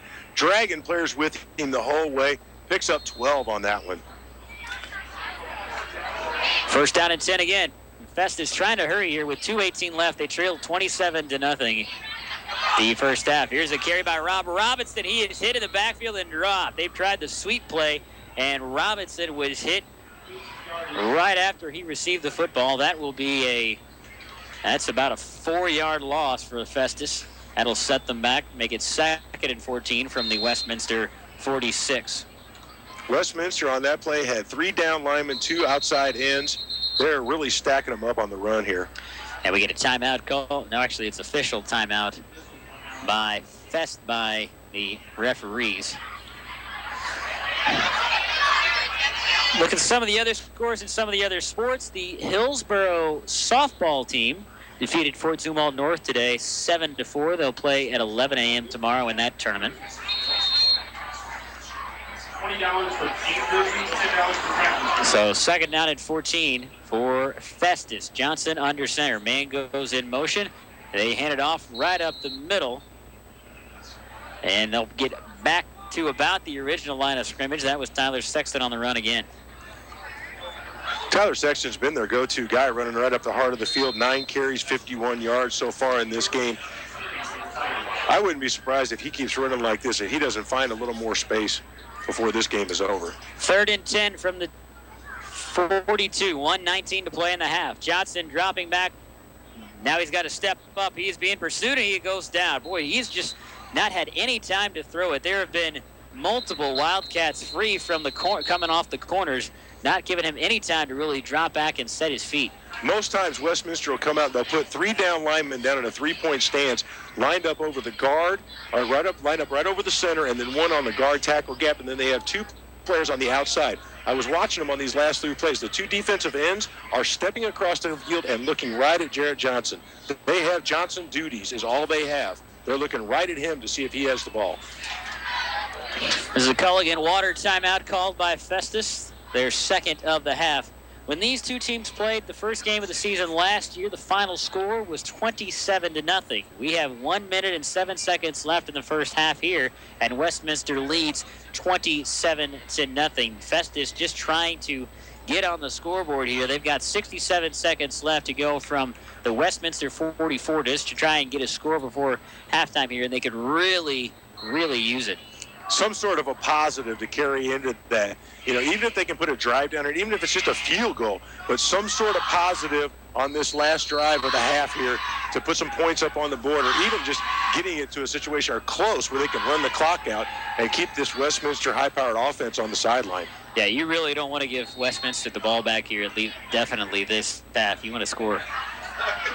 You get something here before you go to the locker room. 3 receivers out, Johnson under center, 4th down. Johnson throwing to the right side. Winters comes back right off his hands. The throw was just about perfect, and it went right through the hands of Jordan Winters. And that will be a turnover on downs. And Westminster will get the ball with 1 minute and 1 second left at their own 44. Westminster stepped back in the secondary into a pre-fade defense where they're keeping everything in front of him. He ran a 9-yard out and back route where he just goes out about 9 yards, plants a foot, and comes right back to it. It was a little high. The throw wasn't bad. It was a little bit high, but he had to hear those footsteps because there were 3 players closing on him really quick. I mean, that's the catch you have to make. It's, right at your eyes. It was a little bit high, but I don't know if he would have been able to get a first down out of it, but you never know. 61 seconds left in the first half. Stick around here at halftime. We'll have the Parkland Health Mart Pharmacy halftime show. We'll take a break and then come back here and run down the first half, and then we'll send it back to our KGF studios, run through the highlights and some of the other scores from around the area. 1st and 10 Wildcats from their own 44, leading 27-0. Evan Johnson takes a snap, throwing it off in the flat. There's a flag on the play. He was intended for Zach Hughes on the left side. The wide receiver coming off on a little stop-and-go route. An incomplete pass, but I think there was a flag on the play. That's only the second incomplete pass of the game. Right now I have him 7 for 9 for 238 yards. Holding on Westminster, so that will set them back 10 yards. Clock is stopped with 56 seconds left in the first half on the incomplete pass. Westminster will walk back. The referee will mark off 10 yards, and he'll place the ball at the Wildcat 33.5-yard line. That was just shy of 34. 56 seconds left. Westminster leading 27-0. 2 receivers to the left, 2 to the right. Steve Webb standing in the backfield behind Evan Johnson in the gun. He'll fake the handoff. He's trying to run the option, and he's going to throw it off the flat. This is the Hughes at the sideline. I mean, he is hit and pushed out of bounds, but I think we're going to get a penalty here on Westminster. We might look like an illegal block in the back. It was unusual, too, because the first Tiger player was coming up, and he was trying to get those legs wrapped up. The official must have looked past that and saw something else behind him that was going on. Ball was spotted at the Westminster 41-yard line with 47 seconds left as the runner got out of bounds. They are talking to the Festus defense. That is Braden Eisenbeis, 6'3", 305 pounds, senior defensive lineman for the Tigers. They're talking to him, so obviously the penalty is on Westminster. Braden Eisenbeis, the son of Jason Eisenbeis, the Crystal City administrator. 47 seconds left. First down and buy a ticket here for Westminster. That's a spot foul. So it's basically going to be a 19-yard penalty. First and 20. First in the parking lot. Yeah, buy a ticket. The dump off past the right side to Dylan Conway. He'll get big yardage here, almost back to the original line of scrimmage. He goes out of bounds and stops the clock with 38 seconds left. Just shy of the original line of scrimmage. It will be second down and 12. Westminster from their own 42. 27-0 Westminster. This was the final score when these two teams met last year. Will it be the score at halftime? 38 seconds left to find out. Evan Johnson in the shotgun. 3 receivers to the left, 1 to the right. Single coverage for Festus on the outside. Johnson looks right. Now he's looking left. He's rolling that direction, looking deep, being pursued. Now he's going to pull it down and run, and he is sacked. Ryan Schubert, the big defensive tackle, chased him down, and he brought him down. A big negative play here on the sack by Schubert. And that will set Westminster Christian Academy back again. And the clock will continue to roll with 16 seconds and counting. And Westminster probably will only have time for one more play here. It looks like they'll just let it run out. That is how we are going to go to halftime. 27-0 the lead for Westminster Christian Academy on top of Festus here at halftime. We will take a break and go to the Parkland Health Mart Pharmacy halftime show. 27-0.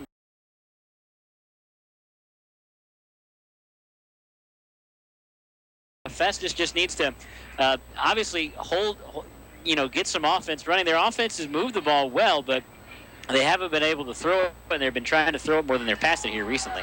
Well, once you get that far down, you've got to look to start picking up big chunks of plays.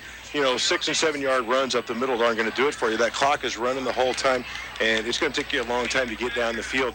They, on the passing side, they're going to have to give a little bit of protection so that Jared has some more time to set his feet and look down the field a little bit and try to break away and get a little separation by these receivers too. Festus will start this half on offense. An end-over-end kick that's short, bounces at the 20-yard line, and it will be fielded by Perkins at the 20. He goes it up as far sideline, and he's got some room to go at the 40 to the 50, chasing him down from behind. Will they catch him?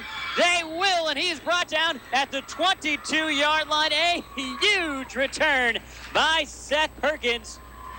And Festus with great starting position here to start the second half. That was a fantastic run. Great blocking on that left side. They got the wall set up, gave him some room over there to get up that sideline, showing some wheels getting down that field. They had to run a long way to stop the 6 on the return there. A little life out of Festus here to start the third quarter.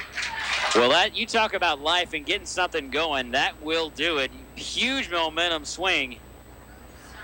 As Festus starts on the Westminster Christian Academy 21-yard line. Great opportunity here for Festus to start this second half strong.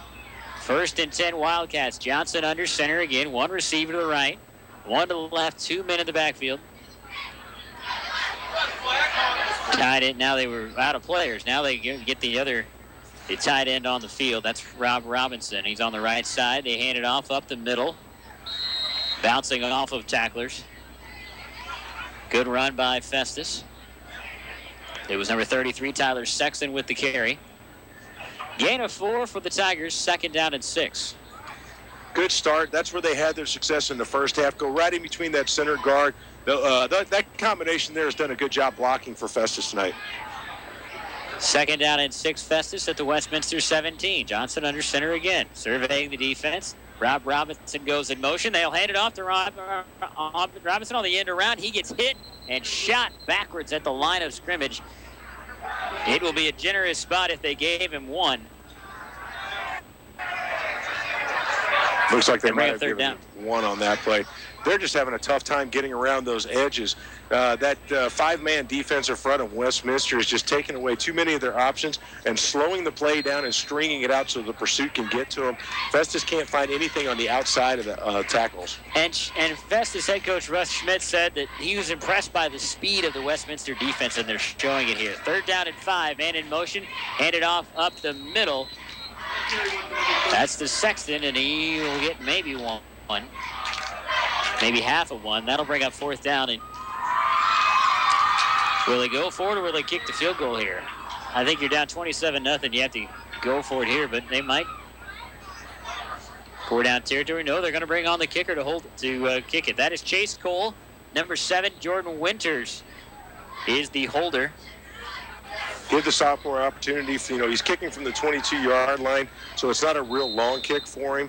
Yeah, try to get some points on the board. 4th down and 5 from the 16-yard line. The kick is up, and it might have been touched. And Westminster, they thought about running it back, but it went into the end zone, so they won't be able to return it. Josh Pottebaum caught it. So it will result in a missed field goal for the Tigers. I think someone got a hand on that. And Westminster will take over at their own 16. Yeah, it came out the right direction, but it came out awfully slow. Somebody had to get a hand on that ball right there. He was thinking about running it back, but his momentum carried him into the end zone. So Westminster will go out on offense. Their first drive of the second half. They lead it 27-0 with 9:44 left in the third quarter. 2 receivers to the left and right. Johnson throwing it to the right side out in the flat. It's off the fingertips of number 3, Dylan Conway. And that will bring up 2nd down.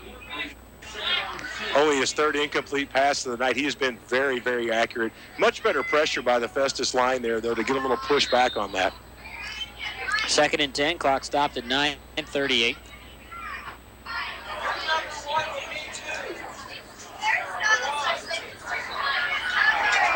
Same formation here for Westminster Christian Academy. Festus with 4 down linemen. They throw it off in the flat to the left side, and it's caught by number 11, Casey Hines. He gets pushed out of bounds. It's a little stiff arm, got him a couple extra yards. And I think he picked up a first down. It'll depend on the spot. They'll put it at the 31-yard line, and a first down as Westminster moves the chains. A double hitch route here on the outside that kind of puts the cornerback in a bad situation. He found the outside receiver. Good job after the run with the stiff arm to get the first. Westminster leading 27-0. Same formation here for the Wildcats. Same formation for the Tigers. Johnson trying the hard count, trying to get Festus to jump. Now he looks over the sideline for the play call. Festus showing blitz. Now they back off. That's Abe Krause, the linebacker. Middle linebacker is Chuck Jennings. Now he'll come it for it, and he'll throw it over off in the flat, and it's caught by Dylan Conway. And he dances around. He'll get a couple yards. Number 26, Seth Perkins, first down. A couple of yards, not much, with 9:16, and the clock continuing to roll. 2nd down. That'll bring up 2nd down. That play took a long time to develop. It was supposed to look out to the left. It was almost a lateral pass. Festus with good discipline on that far side is staying with that play, so he had nowhere to go. 2nd down and 9 on a gain of 1.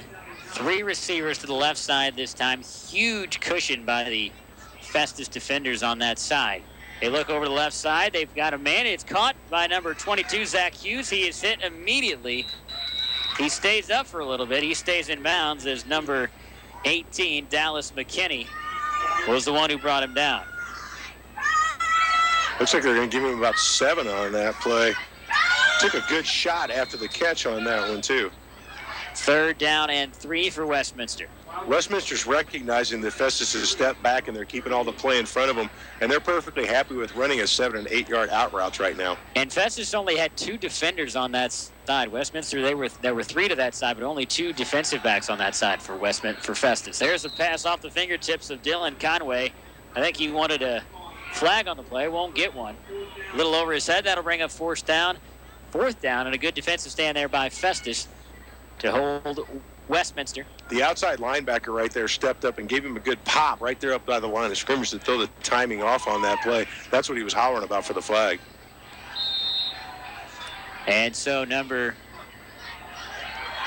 28 and number 26 on to field it for Festus. The kick is away. It is pushed him back, and it will bounce. That will be fielded by Zach DeRoos. He'll field it, and they're going to blow it dead and say it bounced. I thought that hit right on the sideline, and it did.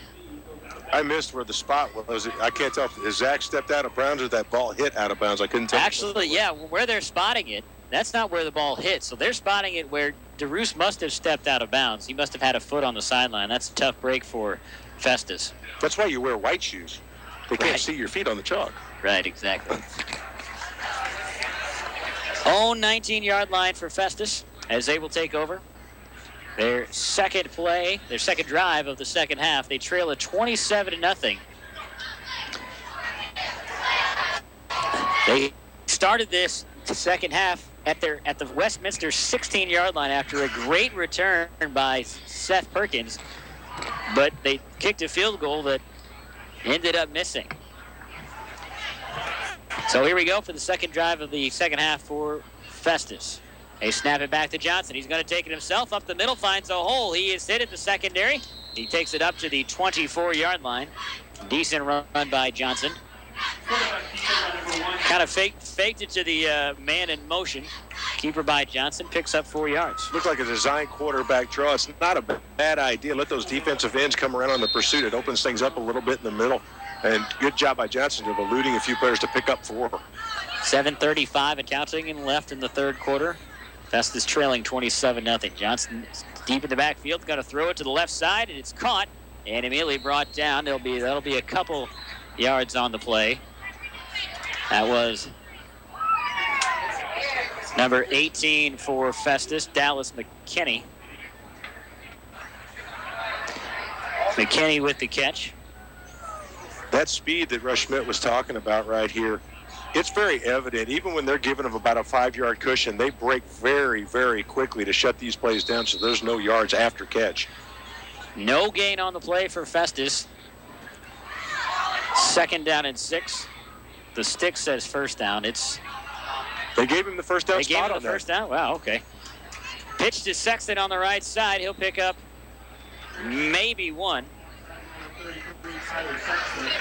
He got to the 30-yard line. Looks like no gain on the play.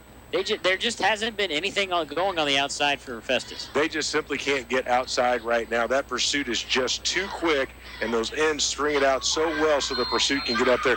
I don't think they have about 4 or 5 yards outside the tackles tonight. 6:35 and counting left in this third quarter. 4 receivers out.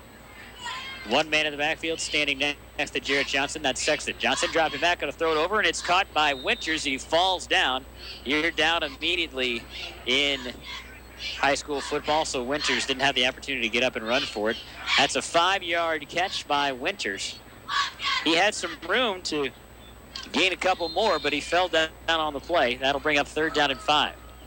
He just got down there. It was a little bit of a low throw, but he just got down on the ground instead of trying to pick that up and turn and try to go upfield with it. But he still picked up. They gave him about 6 on that play. They gave him a good spot. 3rd down and 4 for Festus.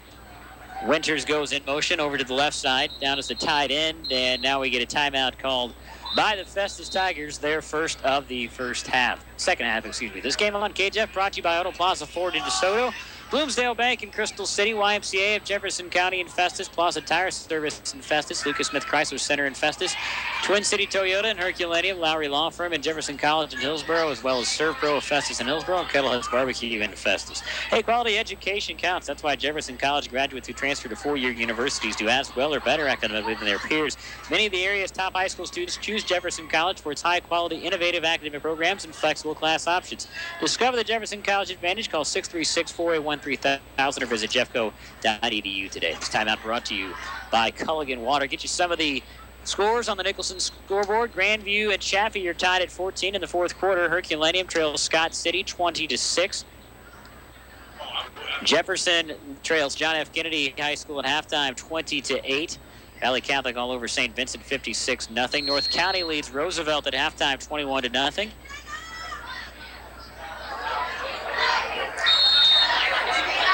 And Hillsborough trails St. Louis University High School 21-6. 3rd down after the timeout for Festus. 3 wide receivers out. They changed up the formation here at the timeout. Johnson will take it himself. He is tripped up on behind, but he'll keep going. He picks up a first down up to the 50-yard line.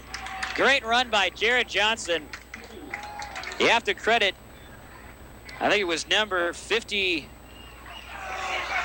Oh, I missed it. 55 on the block on the outside. Somebody got in the backfield for Westminster and tripped him up, but Johnson with the quick feet able to elude it and pick up the first down. Pulled right away from that. Good blocking on the outside and a good run after the initial blocks. Fresh set it out for the Tigers at their own 49. They hand it off to DeRoos on the outside, and he is wrapped up immediately and won't get much. In fact, he might have lost. And another no gain on a play on a run around the outside by Festus. They've tried just about everything to get him out there, from just your traditional handoff to a man in motion to an end around to the reverse. They're trying everything to try to find some sort of space there on the outside. This Westminster team is just too fast. They did give him one ball right at the 50-yard line with 5:05 ticking in the third quarter. Snap back to Johnson, going to throw it over to the right side. It's caught by DeRoos at the 46.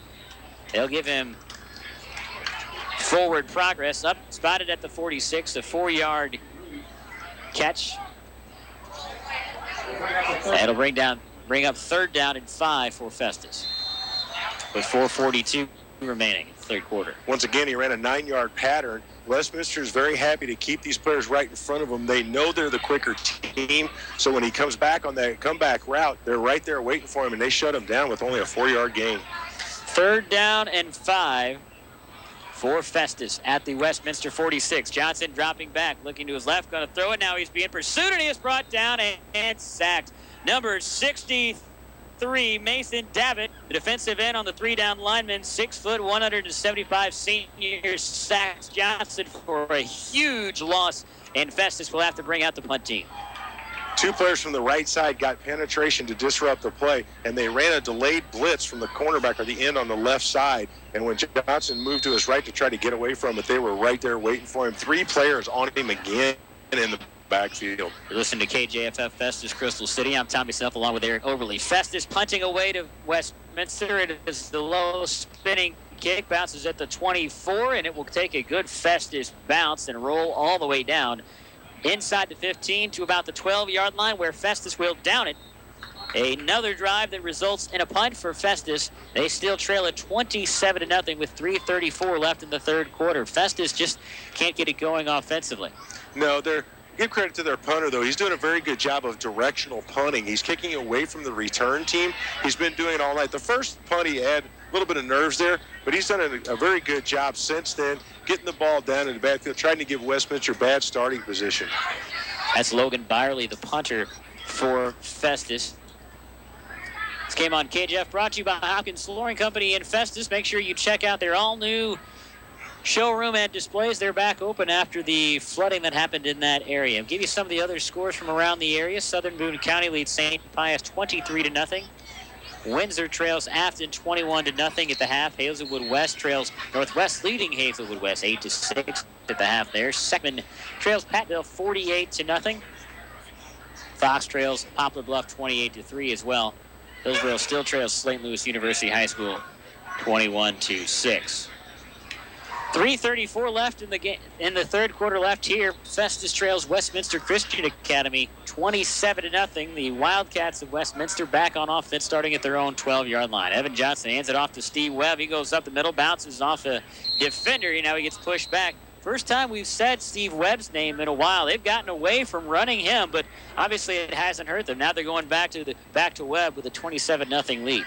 Well, their first drive, they came out with 5 straight pass plays. They didn't even attempt to run the ball. Webb was a real weapon there in the first half. I would expect a lot more of that now as the time wears down, that they'll start running the ball and just eat the clock up. 2nd down and 7 after the 3-yard run from Webb. Johnson in the gun with 4 receivers out, 2 to each side. He's going to throw it in the flat to the right side, and it's caught at the 19-yard line, running forward to past the 20 and a first down. That is Logan Sells. Sells had a touchdown earlier, a 65-yard catch from Evan Johnston to Logan Sells. That was the 3rd score of the game for Westminster as they move the chains here on the first down.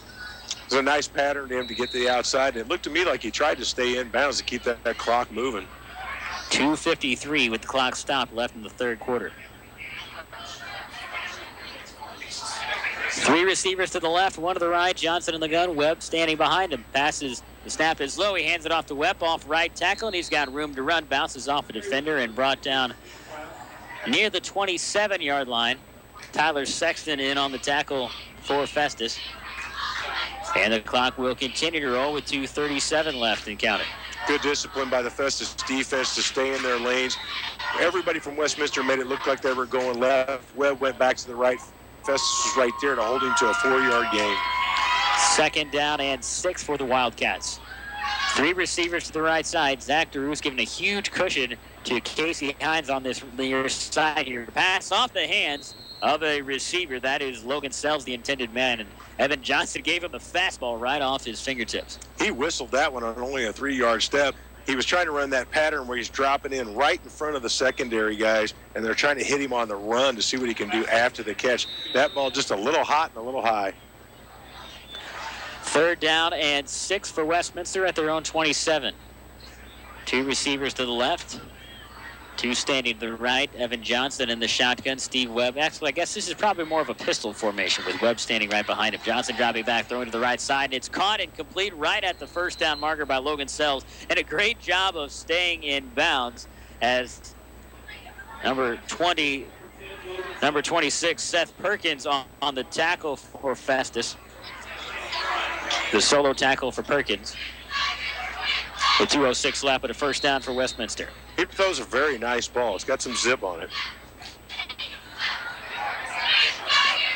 Westminster taking all kinds of time looking over the sideline for the play call. One of their players on the sidelines, Chad Wright, and their backup QB wearing a red hat going through the offensive signals. 3 receivers to the left, 1 to the right. Johnson to the pistol, Webb behind him. 1st and 10. Johnson dropping back, throwing to the left off to the flat. It's caught by Conway with room to run to the 40-yard line. Spins backwards, and he will go up to the 44. Nice job of staying in bounds and keeping that play alive a little bit longer. Rob Robinson and Tyler Sexton on the tackle for Festus. They took that play from the old Rams' greatest show on turf. That was Marshall Falk coming out of the backfield. Anybody that saw that was the exact same play. He just swings out of the backfield, out into that flat area on a late run. He hits him in stride, and then it's all up to that running back to just do it from there. 3 first downs for Westminster. They started this drive at their own 12. They're at their own 44. Just slowly moving the chains with 1:20 left in the quarter. Ball is on the field. Ball is on the board. It's a fumble, and I think it's recovered by Festus as Webb was stood up. And they ball knocked loose, and Festus has recovered a fumble by the Westminster Christian Academy Wildcats, their 2nd fumble and turnover of the game.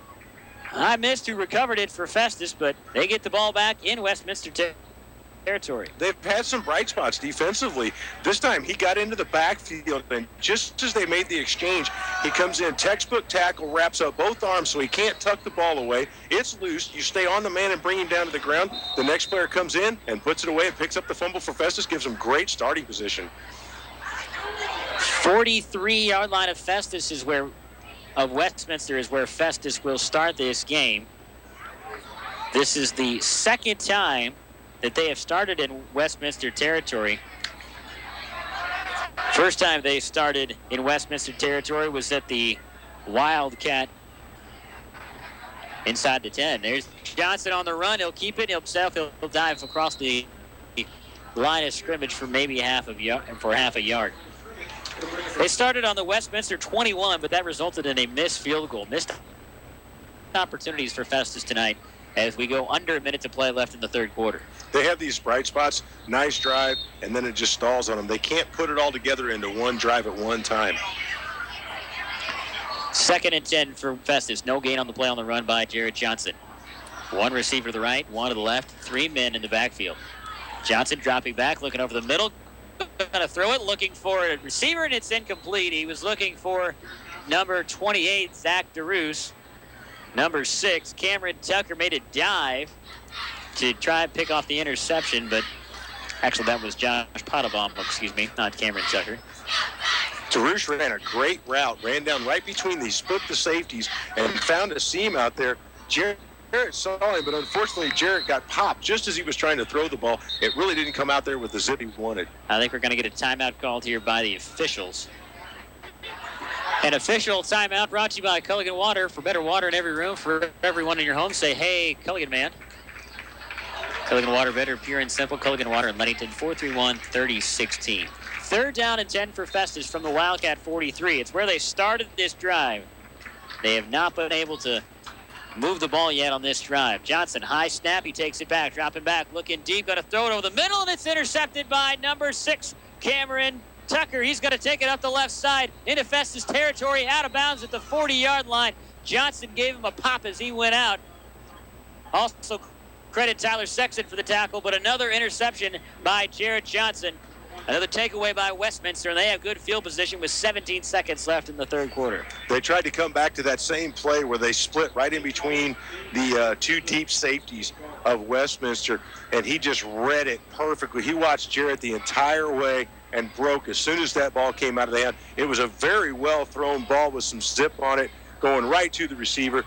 You have to give credit on an excellent play by the defensive back there to step in front of that pass. This is the first time that Westminster Christian Academy has started a drive in Festus territory.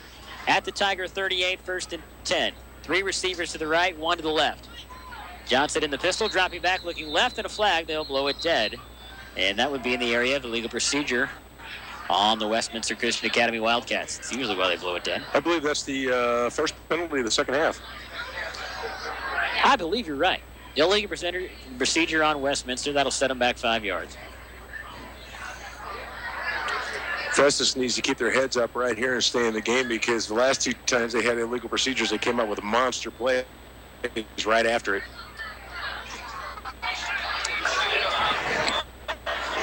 16 seconds left in the third quarter. First and 15 for Westminster from the Festus Tiger 44. 2 receivers to each side. Johnson in the middle, dropping back, standing at the 50, throwing it to the right side, and it is incomplete. It was underthrown. He was looking for Dylan Conway, and it bounced off the ground. Conway, a nice season last year. 7 touchdowns, 946 yards on 52 catches. That was last season. For Conway, a 5'8", 150-pound junior this year.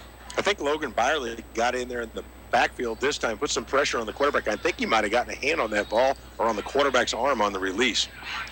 Second down and 15 for Westminster. Same formation here. With 10 seconds left, clock is stopped. 10 left in the third quarter. Receiver goes in motion. That's Conway. They hand it off to him. On the end around to the 40, cuts to the outside and sideline, pushed out of bounds by Tyler Sexton. That will stop the clock with 5 seconds left. A gain of about 10 yards on the play. And more like a gain of 8 on the play. They'll spot at the ball at the 35. That's only their third run of the second half. They've been perfectly content to go out there and take what Festus is giving them with those short under routes and showing a lot of confidence in their quarterback. Brings up a third down and 7 for Westminster. 3 receivers to the right side. 1 to the left. Johnson in the pistol with Webb behind him. 2 linebackers out. Johnson dropping back, looking left to the weak side. Now he's got room to run. There's a flag on the play. He's got room to run to the outside. He's going to throw it, and he finds it's almost intercepted. Holy smokes. What a hit is now. Now he's up to get up. He was thrown it to Conway. It was almost intercepted. That was Zach DeRoos. He came on a dive. Ball went off him, and he leveled Conway. I thought he was a little slow to get up. Penalty is on Westminster. Wow. Yeah, there was a holdout here when he started scrambling. Everybody kind of flowed to the right side. He reversed back to the other side. One of the guys grabbed a hold of one of the Festus players. As he was rolling to the right side, he was signaling to his player to go downfield, and he threw it where he wanted the player to go. The player was actually like staring back at him, kind of running backwards, almost picked off. The holding call on on Westminster Christian Academy is declined by Festus, and that will do it for the third quarter, the final play. We go to the fourth quarter, 27-0, the lead for Westminster on top of Festus. Start of the fourth quarter at Festus High School. The Tigers trail Westminster Christian Academy 27-0. The Wildcats will go for it on on fourth down at the Festus 35. Evan Johnson rolling to his right, going to throw it, and it is incomplete over the head of Logan Sells. That is the first play of the fourth quarter, and that is the last play of that Westminster drive as they turn it over on downs, and Festus will take over at their own 35-yard line. Very awkward-looking throw. When he's missed high. That was about a 25-yard zip on that thing. He was actually throwing it across his body. But pretty good coverage by Festus there by forcing the receiver out to those sidelines where there's just no more room to go. Take a look at the scoreboard, the Nicholson Heating and Cooling scoreboard. DeSoto leads Pacific 14-6 in the fourth quarter. Hillsborough still trailing St. Louis University High School 21-6. So the other scores, Grandview lost the final to Chaffee 22-14. There's a handoff to Zach DeRusk on the end around. He gets tripped up. He was one man away from breaking that open, but he was tripped up and tackled by number 26, Steve Webb. Their pursuit angles are phenomenal. The one player comes up and closes down the outside that forces him back to the inside. Second player is pursuing right in those angles. Zach put a nice move on, just couldn't quite get away from that outstretched arm that tripped him up. 11:20 and counting left in the game. Festus losing 27-0 to Westminster. Johnson under center.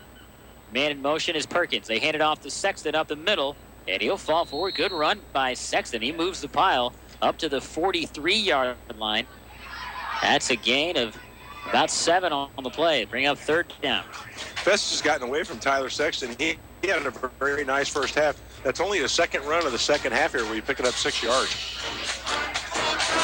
Third down and 3. Festus from their own 42. 3rd and 3. Two receivers to the, actually one receiver to the right, one off center. They hand it off to Sexton again off right tackle. He'll get maybe one on this play as 63 Mason Davitt is in on the tackle for Westminster, as well as the linebacker, number 58, Tom Lauer.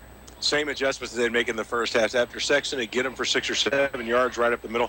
They bring those middle linebackers in a little closer and shut that down for the second time. 4th and 1. Festus will go for it on 4th and less than a 1. 10:09 left in the game. Hand off to Sexton up the middle. He'll get it with more. Up to the 43-yard line. He bowls forward and picks up the first down. Sexton has looked great out of that fullback position. He's getting those shoulders pointed forward. He hasn't been knocked backwards yet. He always drives, keeps those legs moving, and gets that forward positive yardage. Northwest trailing Hazelwood West 22-8. 5:14 left in the fourth quarter. That's the Nicholson Heating and Cooling scoreboard. 1st and 10. Festus from their own 48. Perkins goes in motion. They hand it off to him off right tackle. He hits the pile and falls forward. 2 Wildcats in on the tackle. And a good run by Seth Perkins. That's his first run of the second half also. A little bit of a kind of trying to go to the end around and then cut it back up to the middle to pick up 4. 2nd down and a long 5 for Festus into Westminster territory at the Wildcat 47. Single coverage on the outside. One receiver out to each side for Festus. Johnson hands it off to, he'll take it again. He's running the option, and he's brought down in the backfield. Number 13, Brennan Murphy, a linebacker, in on the sack for Westminster, as well as number 52, Cooper Moore.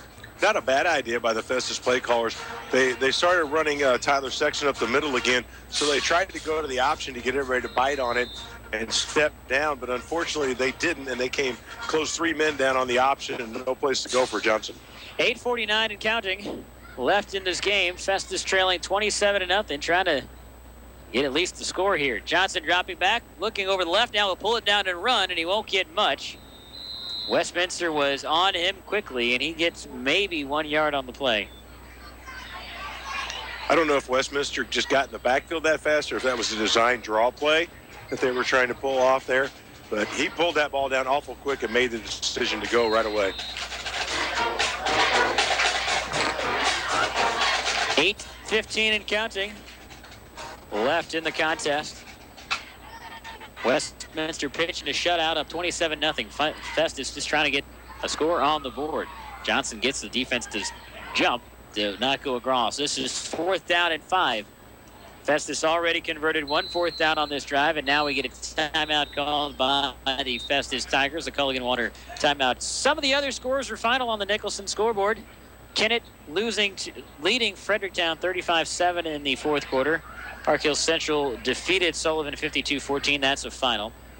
North County on top of Roosevelt 28-0 in the 3rd quarter. Valley Catholic all over St. Vincent 62-0. Jefferson trailing John F. Kennedy 20-8 in the 3rd quarter. Crystal City lost to Brentwood 58-6, the final there. We already mentioned Grandview lost to Chaffee 20-14, the final there. St. Genevieve on top of Dexter 28-7 in the 3rd. Perryville on top of Sumner 22-6 in the 3rd. DeSoto leading Pacific 14-6 in the 4th quarter. Hillsboro still trails St. Louis University High School 21-6 in the 3rd. Poplar Bluff on top of Fox 28-3. Southern Boone 36-0 up on St. Pius in the 4th. Potosi up on Carnahan 23-20. Afton leads Windsor 44-7 in the 4th. Northwest losing to Hazelwood West as well. Seckman losing to Pattonville. That's the Nicholson Heating and Cooling scoreboard. 4th down here for Festus. 4th and 5. Got to go for it here. Johnson rolling to his right. Is pursued. Steps up to the 50. Throws it off the fingertips of Winters and out of bounds. Winters was poised at the sideline, had the toes down, just off his fingertips, and incomplete for a turnover on downs by the Tigers. Yeah, Jarrett whipped that ball at him pretty good. Great job by Johnson to try to elude everybody.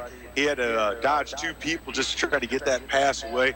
Fired it in there a little too quick for that fingertip catch. Westminster will take over on downs with 7:48. And the way that Westminster can move the ball, that might be the last possession for Festus, unless Westminster, they haven't moved the ball here in the second half as well as they did in the first, so I say that with a caveat. Yeah, they're passing, but they seem to be perfectly content by trying to throw these little 5- and 7-yard under routes. They've only run the ball 3 times. Steve Webb not in the backfield for Westminster as we get a flag on the play. That's an illegal procedure penalty on Westminster. That's been a problem for them this second half as well. They started out the first quarter very well, and in the second quarter they had 4 illegal procedure penalties. It didn't hurt them in the first half, but that is their second one here in the second half. That's only the second penalty that we've had. 7:46 left in the game. 27-0. The lead for Westminster, trying to tack on another, or at least just keep it out of the Festus Tigers' possession.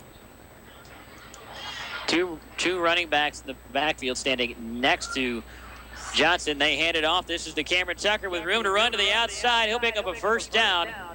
He takes it around the outside, a 15-yard carry for Tucker. He got right to the first down marker, and I imagine he got that. That's Cameron Tucker with the 15-yard carry. That's that exact same play that they ran in the first half where he broke it for a 64-yarder, 65-yarder. Actually, they're going to mark him shy of the first down. That's a 14-yard carry. Mark him at the Festus 45.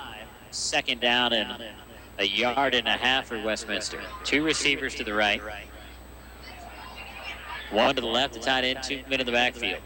Offset I formation here. Johnson in the pistol. They hand it off to Tucker up the middle, and he pushes the pile forward. He'll pick up more than enough yardage for a first down as Westminster continuing to chip away. Only their 5th run here in the second half. Tucker with enough drive there to pick up about 7 for his second carry, giving him 21 yards rushing here in the second half. Cameron Tucker, a 5'9", 170-pound senior. Running back and defensive back for the Wildcats. 6:52 and counting.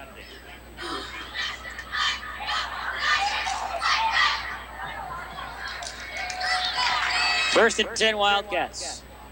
Johnson dropping back to pass, going to throw it to the right side, and it's caught, and it's at the 25-yard line. That's Zach Hughes. He lowered his shoulder and pushed forward for a good play. Rob Robinson with the tackle. Seth Perkins was in on the coverage as well, and he got ran over. Rob Robinson was the one that made the tackle. Perkins kind of took a shot from Zach Hughes. Good hit by Robinson. Not bad coverage on that play. They still pick up 6 yards on it.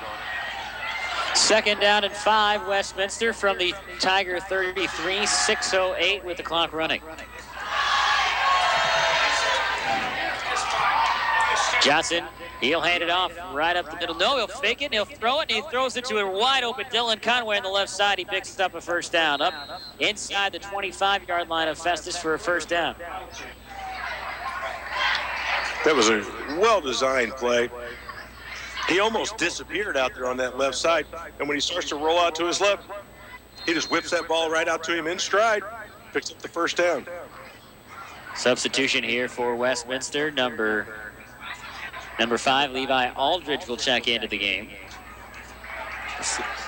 Number 3, Dylan Conway will come to the bench, to the sideline. 1st and 10, Westminster from the Tiger 25, the 5:23 and counting.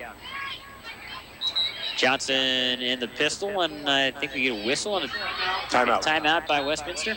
Yep, timeout called by the Westminster Christian Academy Wildcats. This game on KJF brought to you by Auto Plaza Ford in DeSoto, Bloomsdale Bank in Bloomsdale, YMCA of Jefferson County, Comfrey Comprehensive Health Center, Lawson Tires in Festus, Lucas Smith in Festus as well as Jefferson College. Quality education counts. That's why Jefferson College graduates who transfer to four-year universities do as well or better academically than their peers. Many of the area's top high school students use Jefferson College for its high-quality, innovative academic programs and flexible class options.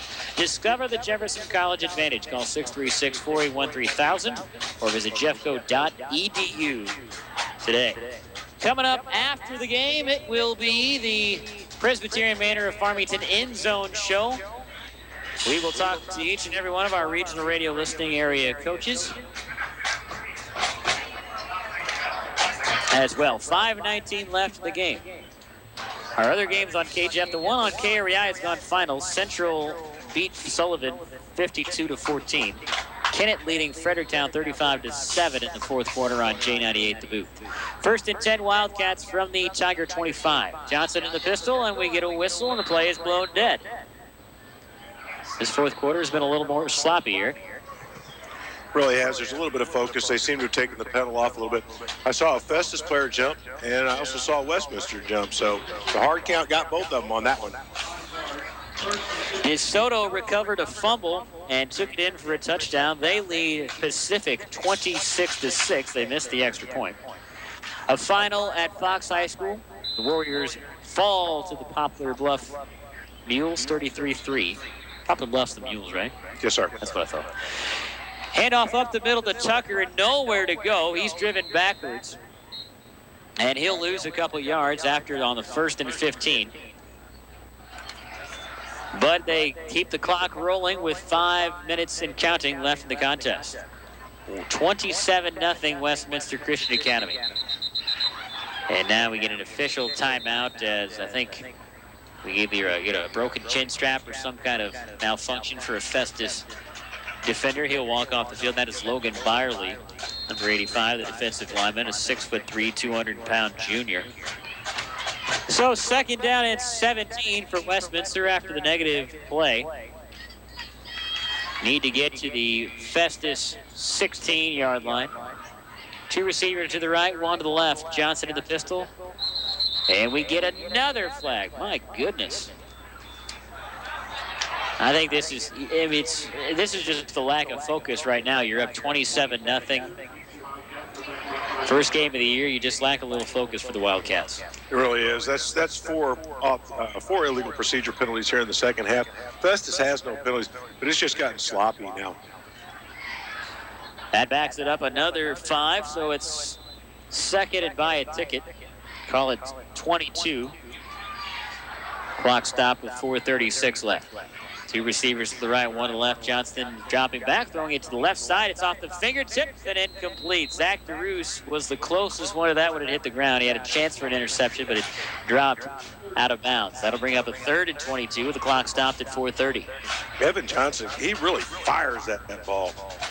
He wants to make sure he gets 2 receivers in a quick. It's a very tight spiral, too. Substitution for Westminster is Jeremiah Thompson. A wide receiver and defensive back will check in. 5'5", 125-pound sophomore.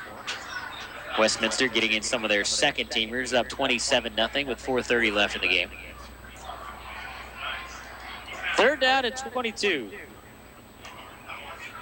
2 receivers to each side. Johnson in the pistol with Tucker standing behind us. He hands it off to Tucker right up the middle. He gets his legs tangled up and he will be brought down at the 32-yard line. Terry went to number 6, Cameron Tucker. Number 32, Antoine Keys on the tackle for Festus. That'll bring up a 4th down for the Westminster Wildcats. And they're bringing on a new team. Is this the punt team or the extra point, the field goal team? I doubt you can kick a field goal from here, but I don't know. We've seen stranger things. Looks like they're gonna punt it. We saw Sproul kick him from here. Sam Kottmeyer on to punt it away for the Westminster Wildcats. Nose down punt, high end-over-end kick. It's a little short. It will bounce at the 19. Festus will try and get away from it. I think they touched it, and Westminster recovers. It touched a Festus leg, and Westminster recovers. Huge mistake there by the Festus Tigers, and Westminster has a 1st down. Very heads-up play by the Westminster player. The Festus player had his back turned to the ball. He just shoved him into it. Yeah, and that's just something that, you know, a younger team doesn't know. That's when you need your seniors, your experienced guys to tell everybody, get away, get away, get away. And absolutely right. Face the ball, even point at him. Actually, now they're saying it's Festus ball. So they're overturning that and say that maybe they're saying he didn't touch it. Now they're saying it's Festus football. So they have changed the ruling on the field. All right. Well, a punt by Westminster, and Festus will take over deep in their own territory with 3:41 left to play. A long way to try and put points on the board as they trail 27-0. We'll just say 1st and 10 on the 12 because I have no idea what happened there. I am unsure as well. Tied formation here by Festus. This is a running formation. And now they get a little confusion on the field. Westminster players have their hands up as if they don't know what's going on. Now we get a whistle by the back judge, or by the umpire. Now he's coming up to talk to the head referee. I think the Westminster coach is wanting an explanation as to why it's not their ball. Corey Snyder, the head coach of the Westminster Wildcats. He's in his 15th year with the team, 5th overall, as 5th as head coach. Well, now they're completely changing. Are you kidding me? The personnel. They're bringing on a completely new team for Westminster. I mean, these are all second teamers.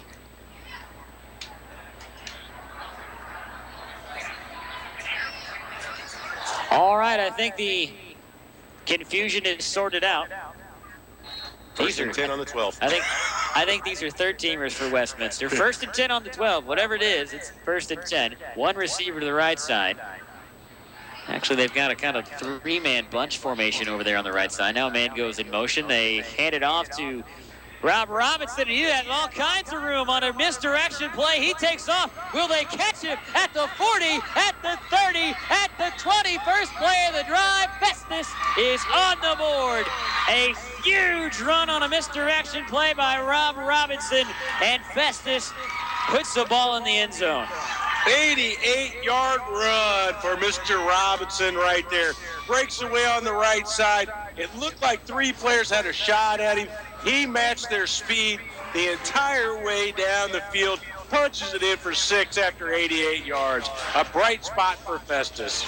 Rob Robinson, a 5'9", 160-pound senior, takes it in from 88 yards out on the first play of the drive. Chase Cole will come in to attempt the extra point. 2 carries in the second half. He's averaging 45 yards a carry now. The extra point is up. It is through. It is good. Festus gets on the board. They still trail it 27-7. We'll take a minute timeout. This is high school football on KJFF. You may not have heard yet, but Hopkins Floor Company is back to 100% after the flash flood. We have completely remodeled our showroom with all new displays and tons of new hardwood choices. If you haven't seen us lately, stop by and say hello. Hopkins Floor Company, Highway 67, just south of Festus.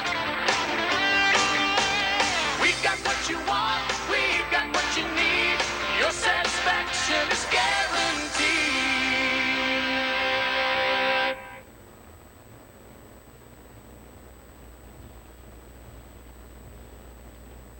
Things really do get better with age at Bloomsdale Bank. For our account holders ages 55 and up, it means joining our Platinum Plus Club, where you'll enjoy exclusive benefits like group travel discounts, social events, free money orders, cashier's checks, and more.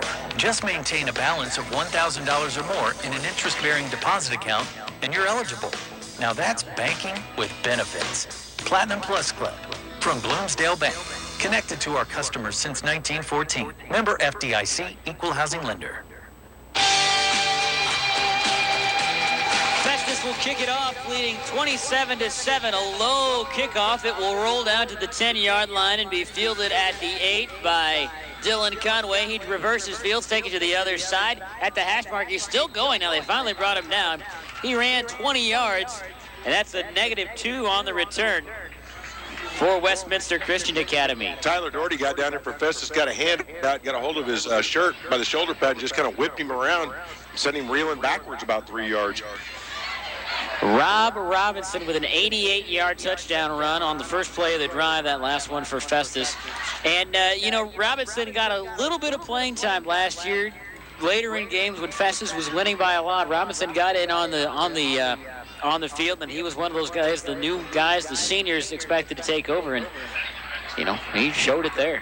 As a junior, he had two pretty powerful seniors in front of him at that running back position. Yeah. So he got sparing opportunities, but he made the most of it here. Like I said, he's got 2 carries in the second half. He's now averaging 45 yards a carry in this half. 3:17 left in the game. Westminster Christian Academy will take over at their own 7-yard line. Now a late substitution here by Westminster, and we get a flag on the play for illegal substitution by the Wildcats. I think illegal substitution needed. They had 12 men in the huddle. So that will back them up 5 yards. That will back them up to the 2. With 3:17 left in play. Stick around after game. It's the Presbyterian Manor of Farmington End Zone Show. Presbyterian Manors of Mid-America, the way you want to live. Go to farmingtonpresbyterianmanor.org. 27-7. Better than last year, Eric. Festus lost 27-0 last year to Westminster. 27-0 was the score at halftime. The snap to the backup quarterback here for Westminster. They've got the second and third teamers on. There's a good carry. This is number 16, Thomas Morton, a 6'4", 200-pound junior quarterback for Westminster Christian Academy. And for the defense for Festus, they still have some of those first teamers in there. They put Webb back in on that play, I guess, to work with the second team real quick. Pick up 14. Go back to your star running back, get you off that goal line and give you a little breathing room. Let's let some of the younger guys take over now with 3 minutes left.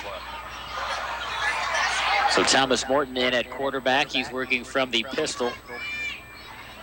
Looks like that's Steve Webb, still the running back there. Now Morton will take it himself on a quarterback keeper to the right side. He's going to get dragged down. We got a flag on the player on the far side of the field. Morton did not look like the fastest guy. They chased him down from behind fairly easily. We get a flag down on the play. With 2:35, that will stop the clock. We got a lot of flags tonight. Looked like that was a broken play in the backfield. When he spun out, there was nobody there. Just put it away. Tried to get out of there as quick as he could. Tried to make a positive out of a negative.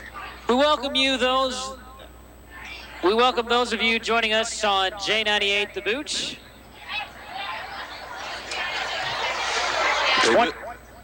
They list the junior quarterback at 6'4", 200 pounds. That's a good-sized young man playing in the quarterback position for high school. Welcome to those of you who've listening to J98 The Booch. As you saw, Kennett beat Fredericktown 35-7. We're 2:35 left in the game here at Festus High School. The Tigers trail Westminster Christian Academy 27-7. It was all Westminster in the first half. They led 27-0 at the half, scoreless in the third quarter, as Westminster has a couple of their backups in. Thomas Morton, the backup quarterback, with the carry here on the outside to the 10, stiff arm to the 15. He's finally dragged down by 3 or 4 Tigers. He stays in bounds as Rob Robinson in on the tackle for Festus, as well as 68 Chris Makowski and Antoine Keys. Clock will continue to roll. Did they say he went out of bounds? We get a flag on the play. A holding call on Westminster. The flags have really picked up here late in this game. A holding call on Westminster. So that will back them up 10 yards from the spot of the foul. On the first scoring play of the game, in the first drive of the game, Elijah Richardson, a safety and wide receiver for Festus, went down on the touchdown. He was injured. He was taken off in an ambulance. They put him on a board and took him off. Now, it was a lower body injury. It was to the knee, we think, because they had him on his side, so he was taken off earlier in the game. And now Morton, the couple players will come off for Westminster. It looks like they're putting the first teamers back on as Evan Johnson back in at quarterback. Steve Webb still in there at running back as well. 2:07 left in the contest. The clock will start to run here. 15 on the play clock. Westminster with the ball at their own 3-yard line. They are just standing around with their hands on their hips. And I would imagine they'll just kind of run this ball and try to run out the clock now with 1:50 left to play. Tight formation here. They will hand it off to Steve Webb. It goes off right tackle. He picks up a good run. Won't anywhere near a first down. They were looking at a 1st and 25. First and that'll bring up a 2nd down and buy a ticket for Westminster Christian Academy. But they should be able to run this all the way out without having to punt. 1:22 and counting on the game clock. When the play clock ends, it will be right at a minute. So Westminster, I would imagine, will take this all the way down. Play clock's at both ends of the field. Evan Johnson with his hands up like he doesn't know what's going on. 5 seconds, 4 on the play clock. They'll snap it with 3 left. Johnson will take it himself. He'll dive forward. And that will bring up 4th down. So it looks like Westminster will have to punt here on 4th down with 51 seconds left. Coming up after this game, the Presbyterian Manor of Farmington End Zone Show. Presbyterian Manors of Mid-America, the way you want to live. Go to farmingtonpresbyterianmanor.org. Our play of the game here on KJFF. I think we need to give it to Rob Robinson. An 88-yard touchdown run on the first play of their last drive. They were down 27-0. That was the last drive, Unico Bank. That's play of the game brought to you by Unico Bank. Cares about you like family. For a car, home, or commercial loan, see Unico Bank. Unico Bank, banking with people like you. Now we get a whistle by the referee and a timeout called by Westminster Christian Academy. So with 18 seconds left in the game, Westminster, is this 3rd down? This last 2 minutes has taken a long time here. It really has. We've had about 7 penalties, all of them on Westminster. We've had a little bit of confusion as to what's going on in a couple of situations. And some very odd timing on some timeouts and things. This second half was quite a choppy. It wasn't a fluid affair. Westminster Christian Academy scored on their first drive of the game. It was a 6-play drive capped by a 16-yard run by Steve Webb. The extra point was good. 2 drives later by them, it took 3 plays for Dylan Conway to run 66 yards for the touchdown. They missed the extra point. Then another 3-play drive capped off by a 65-yard touchdown run. A 65-yard touchdown pass from Evan Johnson to Logan Sells. Extra point was no good. Then Johnson found Zach Hughes for 52 yards for the touchdown. That made it 27-0 right before halftime. And then Rob Robinson ran it in on the first play of their last drive for 88 yards for a touchdown. 18 seconds left in this game. And you would imagine Westminster will just down it here on 3rd down. And Johnson will run it. So they'll run it, and that will just about do it. 9 seconds left, and Westminster is not going to have to snap it again. 27-7, the final from Westminster Christian Academy from Festus High School. Are you kidding? Are we getting a timeout by Festus? Oh, my gosh. 5 seconds left of the game, and Festus will call a timeout. So hold on there, as Festus will call a timeout. Was that 4th down? See, I think that stick was wrong, because that must have been a turnover on downs. Something's not right. The stick showed 3rd down, but it looks like they're turning it over on down. Or is Westminster lining up for a... Well, now they changed the scoreboard to 4th down. And now it matches the stick.